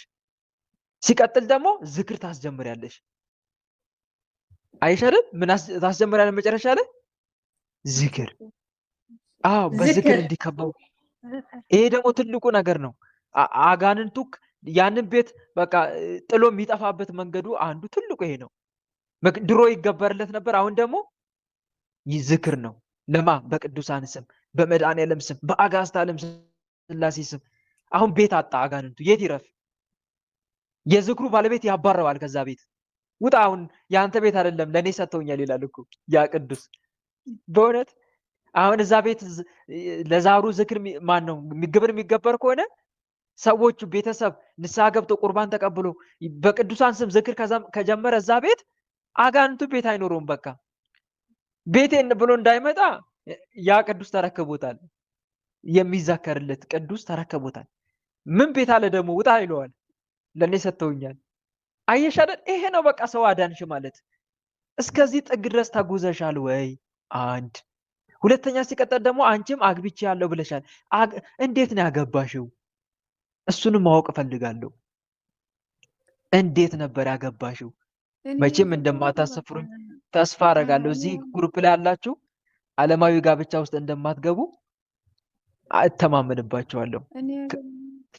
እሺ ወንድሜ ያው በቤተሰብ ዝም ብሎ ገጠር ጋብቻ ነው። በቃ ሽማግሌ ተላከ ዝም ብሎ መጋባት ነው እንጂ ቁርባን ምናምን የሚባል ነገር መንፈሳዊ የሚባል ነገር ቆይ እኔ የምልሽ ይሄ ነገር የተፈጠረው እዚህ ተምረሽ ነው እዛ ሄድሽው? እዚህ ከተማርሽ በኋላ ነው? አይ እኔ አልተማርኩም። ወልደ አማኑኤል አሁን ሰዓት ስለሄደብህ ነው እንጂ ነገሩ ብዙ ነው። እኔ ምክንያቱም እዚህ ሀገር ተምሬ አይደለም ነበር። እግዚአብሔር በቃ ነው ዝም ብሎ እንደዚሁ በቃ ልቤን ነሸጣ ይገባው ሀገሬ ገብቼ ቤተሰብ ጋር አልገባሁም። ቀጥታ ወደ ገዳሙ ነው የሄድኩት። ግን የሄድኩት ለ8 ቀን ነበር። እዛ እንደ ቀላል ነገር ነው ያየሁት። አስጥዬ በ8 ቀን ይመለሳሉ የሚል ነበር ሀሳቤ። ግን እንደዛ ሆኖ አልጠበቀኝም። እግዚአብሔር ይመስገን። ያው እግዚአብሔር ፈቅዶ 10 ወር ምናምን ተቀምጬ እሷም ሁሉንም ተወችልኝ። ቤታችን ሰላም ሲሆን በቃ ሁሉም ነገር አቆመ ብዬ ነው የገባሁት። ግን አላቆመም። ለካ ገና መጀመሩ ኖሯል። ገና መጀመሩ ነው። ውጊያ እኮ ነው የጀመርሽው። እንደውም ለበቀል የበለጠ እንዲነሳሳ ነው የምታደርገው። ምክንያቱም አልጨረሽማ። ሳትጨርሽ ነው የመጣሽው። አንዱ ይሄ ነው ችግርሽ። በጣም እኔ አንድ ቀን 3 ዓመት የተመጣው አሁን ደግሜ አንድ ቀን ታይኔ ላይ እንባጠፍቶብኝ አያውቅም። ማለትም አይዞሽ ሀገር ተደስቼ ነበር የምኖረው። አሁን ግን የሆነ መከራዬ በጣም እየበዛ ነው ያለው እና እኔ መግባት ስለፈልግ ነበር ግን እየያዘኝም አለ። አይዞሽ ታለም። ለማንኛውም አሁንም ይኸውልሽ አጥብቀሽ ተማጸኝ እሺ። አጋዕዝተ ዓለም ሥላሴን እንደምትማጸኝ ሰምቻለሁ። አሁንም አጥብቀሽ እየተማጸንሻቸው ለሀገርሽ እንዲያበቁሽ የጀመርሽውን ደግሞ የመልካም ስራ ከፍጻሜ እንዲያደርሱሽ ተማጸኛቸው። በተለይ አጋዕዝተ ዓለም ሥላሴን መማጸን ባለፈው አለቀኩላችሁም። አንዱ የተባረከ ወንድማችን ቲክቶክ ላይ ስለ ቅዱሳን ታሪክ ነገ የሚውሉ ቅዱሳን እያለ የሚናገረው ቃል ኪዳናቸውን አልሰማችሁም? ደስ አይልም? ትላንት የለቀኩላችሁ ማታ የአጋዕዝተ ዓለም ሥላሴን የተማጸነ በደረሰበት አድርሰን እያሉ እንዴት አጋንንት እንደሚያስከንፉ አጋዕዝተ ዓለም ሥላሴን የተማጸነ ሰይጣን እንደማይሰልጥንበት ይናገራል። ትላንት የለቀኩትን ያልሰማችሁ ካላችሁ አዳምጡት እስቲ በእውነት። እና እሳቸውን የተማጸነ አጋዕዝተ ዓለም ሥላሴን የተማጸነ አያፍርም ለማለት ያክል ነው። እና ደግሞ አንድ ነገር ልምከርሽ፣ ትልቁ ወሳኝ ነገር እህቴ፣ ሌሎቻችሁ መንፈሳዊነት ስንጀምር ስጋዊ ህይወታችን ብቻ እንዲስተካከል መሆን የለበትም። እሺ ምን አልኳችሁ? መንፈሳዊነት ስንጀምር ስጋዊ ህይወታችን ብቻ እንዲስተካከል እንደሌለበት በትክክል እሱ አይደለም ግቡ። የክርስቲያን ግቡ ምድራዊ ህይወት እንዲስተካከል። ተስተካከለ አልተስተካከለ፣ ተሳካ አልተሳካ፣ ዋናው እሱ አይደለም። የአጋንንቱም እኮ ዋናው እሱ አይደለም። ምድራዊ ህይወታችሁን ማበላሸት እኮ አይደለም ዋናው የአጋንንቱ ታርጌት። እሱ መስሏችሁ ነው? ተሸውዳችኋል። አጋንንቱ የሚፈልገው ከእግዚአብሔር መንግስት ማስወጣት ነው። እሱ ያጣትን ርስት መንግስተ ሰማይ እናንተም እንድታጡ ማድረግ ነው። እሱ ገሃነም ሲወርድ እናንተም አብራችሁ ተከትላችሁት ገሃነም እንድትወርዱ ነው። ይሄ ነው ዋናው ግቡ። የመንፈሳዊነት ግብ ደግሞ ከእግዚአብሔር ጋር ያለንን ሪሌሽን አስተካክለን ርስት መንግስተ ሰማይ ወራሾች መሆን ነው። ዳዊት እንዳለው መዝሙር 46 ለርስቱ እኛን የመረጠን ይላል። የያዕቆብን ውበት የወደደ ለርስቱ እኛን የመረጠ አሕዛብን ከኛ በታች የሚያስገዛልን ወገኖቻችን ከእግራችን በታች አሕዛብ የሚለው አጋንንትን እኮ ነው። ለርስቱ እኛን መረጠ ማለት ክርስቲያን ማድረጋችን መሆናችንን ሲያይ እኮ ነው ዳዊት። በእውነት ክርስቲያን ያደረገን ይመስገን ማለት እኮ ነው። የወደፊቱን ነው ዳዊት እየተናገረ ያለው መዝሙር 47 ላይ ለርስቱ እኛን መረጠን። በተለይ መዝሙር 47 ስለ መንግስተ ሰማይ ይናገራል። እግዚአብሔር ትልቅ ነው የሚል ቃል አለ። በአምላካችን ከተማ በተቀደሰ ተራራው ምስጋናው ብዙ ነው። ስለ ጽዮን ይናገራል። ስለ ሰማያዊት ኢየሩሳሌም ነው። ለርስቱ እኛን መረጠ፣ ለመንግስተ ሰማይ አዘጋጀን ነው፣ ክርስቲያን አደረገን ነው። እና እህት ወንድሞች ዋና ግባችን የክርስትና እሱ ነው ልላችሁ ፈልጌ ነው። እሺ እኔ እና ምን ለማለት ፈልጌ መሰላችሁ? ምድራዊ ህይወታችሁ ቢያምር ባያምር፣ ቢስተካከል ባይስተካከል ትኩረታችን አላማችን እሱ አይደለም ዋናው። አጋንንቱ ግን ይወተውተናል። ይሄው መንፈሳዊነት ያንተ ምን ጠቀመ ይላል አይደል? አይልም? እንደዛ ውስጣችሁ አያወራ? ጾመ ጸልየ ምን ሰግደ ምን አገኘ ምን አተረፍክ አይላችሁ? ዛሬም የትላንቱ ቦታ ነህ፣ ዛሬም የትላንቱ ቦታ ላይ ነሽ አይልሽም? በቃ ወደ ምሬት ሊያስገባ ይሞክራል። ግቤ እሱ አይደለም በይውሽ እህቴ፣ ግቤ እሱ አይደለም በይው። ወንድሜ ግቤ እሱ አይደለም በለው። የኔ ግቤ እሱ አይደለም፣ ርስት መንግስተ ሰማይ አለኝ። ቅዱሳት መጻሕፍት እንዲህ ይላሉ እኮ ማንም ሰው አባቴ ሞተ ብሎ አይዘን፣ አባት እናቴ ሞተ ብሎ አይዘን ማንም ሰው። ምክንያቱም እንደ እናት እንደ አባት የሚንከባከበው ፈጣሪ አለውና። ማንም ሰው ወንድሜ እህቴ ሞተችብኝ ወይም ወንድሜ ሞተ ብለው አይዘን። ለምን? እንደ ወንድም እንደ እህት የሚንከባከቡት ቅዱሳን መላእክት አሉለትና። ማንም ሰው ርስቴን ተቀማው ባዶ ቀረው ብሎ አይዘን። ምክንያቱም የማታልፍ ርስት መንግስተ ሰማይ አለችውና አባቱ ተዘጋጅቷል የማያልፍ ርስት መንግስተ ሰማይ ሊሰጠው። ጌታም እኮ እንዲህ ብሏል ወንጌል ላይ አንተ ታናሽ መንጋ ተዘጋጅቶልሃል ዋጋ እያለ እኮ ይናገራል።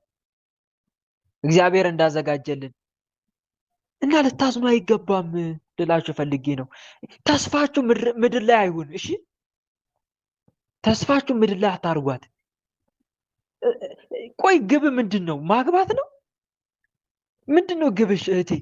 የራስሽን ቤት አዘጋጅተሽ በቃ መንፈላሰስ መኖር፣ ጥሩ መኪና ገዝተሽ ይሄ ነው ደስታ? ይሄ ነው ስኬት ማለት? ስኬት እሱ አይደለም። ስኬት እሱ አይደለም። ይህን ዓለም ልዑል እግዚአብሔር ስለ ብዙዎች ኃጥአን ፈጠረው፣ የሚመጣውን ዓለም ግን ስለ ጥቂቶች ጻድቃን ፈጠረው ተብሎ እኮ ተጽፏል። መጽሐፈ ዕዝራ ሱቱኤል ላይ ምዕራፍ 7 ቁጥር 1 ምዕራፍ 7 ቁጥር 1 ላይ የሐዘንን ሐሳብ ተው ይላል እኮ መጽሐፍ። የሐዘንን ሐሳብ ተው፣ የፈራሽ የበስባሽ ሰው ሐሳብን ተው፣ አለመሞትን ገንዘብ አድርግ። እንግዲህ ወዲህ ከዚህ ዓለም ፈጥነ ትሄድ ዘንድ ምግባር ትሩፋት ስራ። ምን ትል ዘንድ አስምሩባት። ምን ትል ዘንድ ከዚህ ዓለም አልሰማችሁኝም እንዴ? ከዚህ ዓለም ፈጥነ ትሄድ ዘንድ እንዴ? ለምን ፈጥነ ትሄድ ዘንድ አለ? እኛ እዚህ መኖር የምንፈልግ ከሆነ ለምን ፈጥነ ትሄድ ዘንድ አለ? ምክንያቱም ለእኛ አይደለችም ይቺ ዓለም፣ መዘጋጃ እኮ ናት። ማሰልጠኛ ተቋም ናት። ለመንግስተ ሰማይ የምንበቃባት ወታደር ወደ ውጊያ ከመውጣቱ በፊት ማሰልጠኛ ተቋም ካምፕ ውስጥ ይሰለጥናል። ልክ እኛም ወደ መንግስተ ሰማይ ከመግባታችን በፊት ይሄ እኮ ማሰልጠኛ ተቋም ነው ለኛ። እንክርዳድ አይገባማ። ተነፍተ ነው ተበጠረ ነው የምትሄደው አይደል እንዴ? ወፍጮ ሲገባ ወፍጮ ውስጥ የሚገባ እህል አይበጠርም እንዴ? መጀመሪያ ከነ እንክርዳድ ነው የምታስፈጩት? ንገሩኝ። ይበጠራል። እዚህም እኮ እየተነፋን ነው፣ እየተበጠርን እኮ ነው። መበጠር መነፋት አለ፣ መወቃት አለ። መጀመሪያ እህል ይወቃል፣ አውድማ ላይ ይሰጣል። ከዛ በሮች ይረቅጡታል። ከዛ እህሉ ከስር ይቀራል። እንደዛ ሆነ ነው የምትገባው እኮ። መንሹም በእጁ ነው ይላል እኮ መጽሐፍ። መንሹም በእጁ ነው አውድማውንም ፈጽሞ ያጠራል ይላል መጽሐፍ ማቴዎስ ወንጌል። አውድማውንም ፈጽሞ ያጠራል፣ ስንዴውንም በጎተራው ይከታል፣ ገለባውን ግን በማይጠፋ እሳት ምን ይለዋል? ያቃጥለዋል።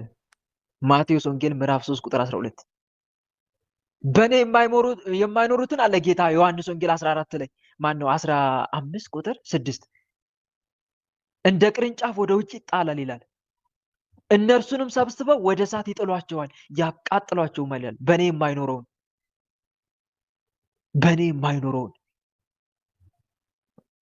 ደግሞ ምን ይላል መጽሐፍ? አረ ልጨምርላችሁ ሰዓት የለኝም እንጂ ብዙ ባወራ በቃ እግዚአብሔር ይገስጽ። ብዙ ባወራ ምንኛ ደስ ባለኝ፣ ሰዓት ኖሮኝ ግን የለኝም እንጂ።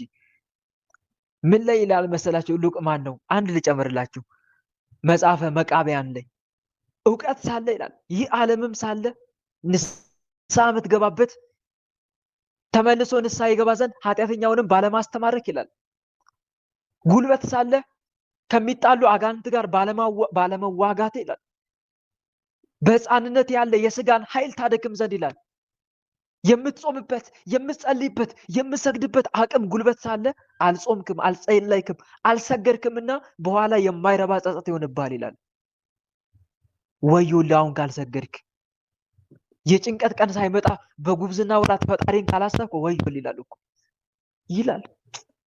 አንድ መነኩሴ ነበረ የሀብታም የሆነ በቃ የእጅ ስራው ሊሸጥ ወደ በረሃ ወደ ከተማ እየወጣ ነበረ የእጅ ስራው ሊሸጥ እና የሀብታም ግቢ በር ላይ ነበር። ድምፅ አይሰማም ወንድም አለ። ለሁላችሁም ነው አይሰማም? ኤርፎኑን አስተካክላ። አሁንስ ይገርማል። ዲያቆን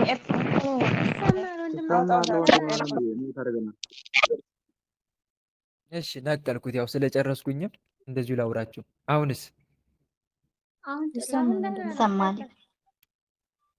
መልካም። እሺ እኔ ባልሰማችሁም ላውራ። መጽሐፍ ማን ነው? አንድ መነኩሴ ሀብታሙ ግቢ አጥር ላይ ተቀመጠ፣ እረፍት እያደረገ ነው። ከዛ ወደ ላይ ቀና ብሎ ሲመለከት ጥቋቁር የሆነ በጥቋቁር ፈረስ ላይ ተጭነው የእሳት አለንጋ ይዘው ወደ ሀብታሙ ቤት ሲመጡ እየተቻኮሉ ሲገቡ አየ። ወዲያው ዘለው ገቡና ወዲያው ሀብታሙ ሰውዬ ለካ ታሞ ሊሞት ተቃርቧል። አያቸው። አምላኬ አምላኬ አድነኝ ሲል እነኛ ጥቋቁሮችም እንዳሉ ታውቃላችሁ። አይ ፀሐይ ከጠለቀችብህ በኋላ ነገር ዓለሙ ከተደመደመ በኋላ ፈጣሪን ፈለግከው አለው። መጨረሻ ላይ ነገር ዓለሙ ከተደመደመ በኋላ የህይወት ጥላ ከታጠፈ በኋላ አሉት አሁን ነው እግዚአብሔር የምትፈልገው፣ ረፍዶብሃል፣ ምንም ማድረግ አይቻልም ብለው ነፍሱን ከስጋው ነጥለው ይዞት ሄዱ። አያሳዝንም? በጣም እኮ ነው የሚያሳዝነው በእውነት። ፀሐይ ስትጠልቅበት የሰው ልጅ አምላክ እያለ ሲጣራ በጣም ነው የሚያሳዝነው። እና እህት ወንድሞች፣ የእኛም ግባችን ርስት መንግስተ ሰማይን እንዳናጣ ከፈጣሪ አንድነት እንዳንለይ ነው። የአጋንቱ ግቡ ደግሞ ያ ነው። ለምን ታዲያ ምድር ላይ ፈተና በዛብን? ምክንያቱም ተማረ ፈጣሪ እንድትክድ፣ ተማረ ከክርስትና እንድትወጣ፣ ተማረ መንፈሳዊ የያዝከው መንፈሳዊ ጦር እንድትጥል፣ ግዴለሽ የሆነ ህይወትን አሳልፈ ገሃነም እንድትገባ ስለሚፈልግ ነው። ይሄ ነው። ግን ቅዱስ ጳውሎስ ምን አለ? የውጭው ሰውነታችን ቢጠፋ የውስጡ ሰውነታችን ዕለት ዕለት ይታደሳል። ምንም እንኳ በለስ ባታፈራ አለ ዕንባቆም፣ ምንም በቃ የጠበኩት ያሰብኩት ባይሳካልኝ አለ፣ ጤናን ተመኝቼ ጤናን ባላገኝ፣ ሀብት ተመኝቼ ሀብት ባላገኝ፣ ትዳር ተመኝቼ ትዳር ባላገኝ፣ በቃ ያሰብኩት ሁሉ ባይሳካ እኔ በእግዚአብሔር ደስ ይለኛል። ለምን? ምክንያቱም በዚህ ባዝን በየትኛው እደሰታለሁና?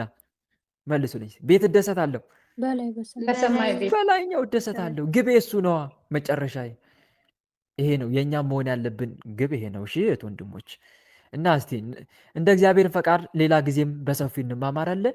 ነገ እንዳትረሱ ከ7 ሰዓት እስከ 9 ሰዓት የመናፈቅ ሽኝት መርሃ ግብር አለ። ከ10 ሰዓት እስከ 12 ሰዓት ደግሞ ልክ እንደ ዛሬው ጥያቄና መልስ አለ። ለዛሬው እዚህ ጋር ይበቃናል። በዚህ መልኩ ያስተማረን የመከረን የገሰጸን አምላካችን ልዑል እግዚአብሔር በእውነት ስሙ ከአጽናፍ እስከ አጽናፍ ለዘላለም የተመሰገነ ይሁን።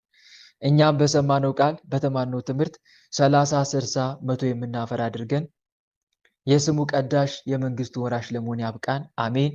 ወስብሐት ለእግዚአብሔር ወለወላዲቱ ድንግል ወለመስቀሉ ክቡር። ይቆየን። ሁላችንም ለጸሎት እንነሳ። በልዑል እግዚአብሔር ፊት መቆማችንን እናስተውል። መላ ሰውነታችንን በትምህርተ መስቀል 3 ጊዜ እናማትብና መርሐ ግብራችንን በጸሎት እንዝጋ።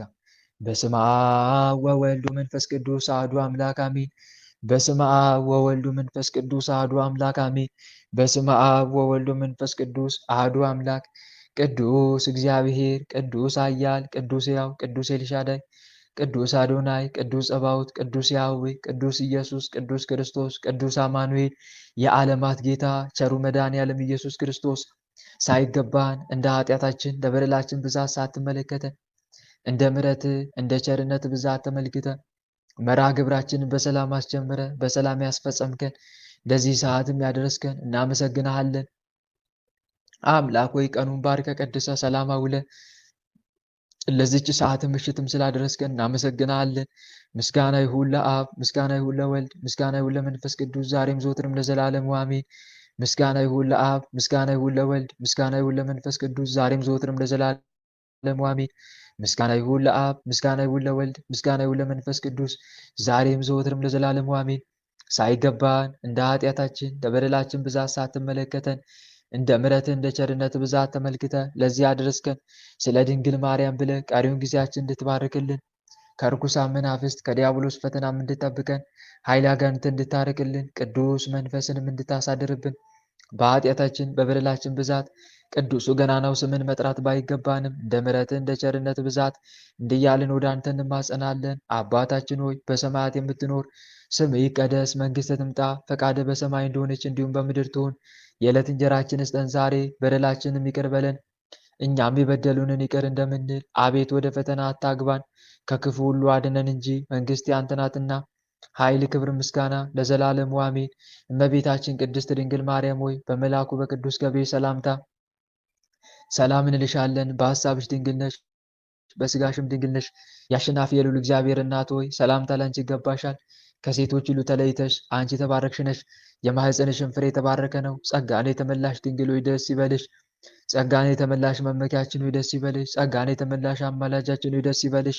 ልዑል እግዚአብሔር ከአንቺ ጋር ነውና ከተወደደው ልጅሽ ከጌታችን ከመድኃኒታችን ከኢየሱስ ክርስቶስ ዘንድ ይቅርታንና ምሕረትን ለምኝልን ኃጢአታችንም ያስተሰርይልን ዘንድ ለዘላለሙ አሜን። የእግዚአብሔር አብ ፍቅር፣ የእግዚአብሔር ወልድ ቸርነት፣ የእግዚአብሔር መንፈስ ቅዱስ አንድነት፣ የተወዳጇ እናታችን የእመብርሃን አማላጅነት፣ የቅዱሳኑ ረዳትነት በሁላችን ላይ እንደዋለ በሁላችን ላይ ይደር አሜን። አምላካችን በሰላም አሳድረን። አምላካችን በሰላም አሳድረን። ቀኑን በሰላም እንዳዋልከን የሰላም ሌሊት አድርግልን።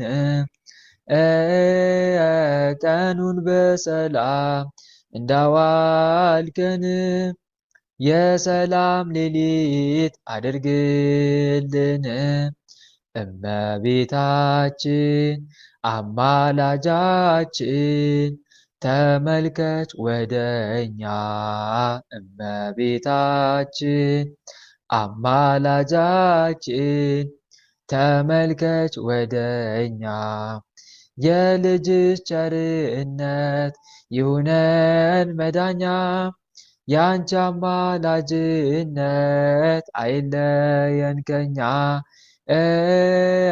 የልጅሽ ቸርነት ይሁነን መዳኛ፣ ያንቺ አማላጅነት አይለየን ከኛ።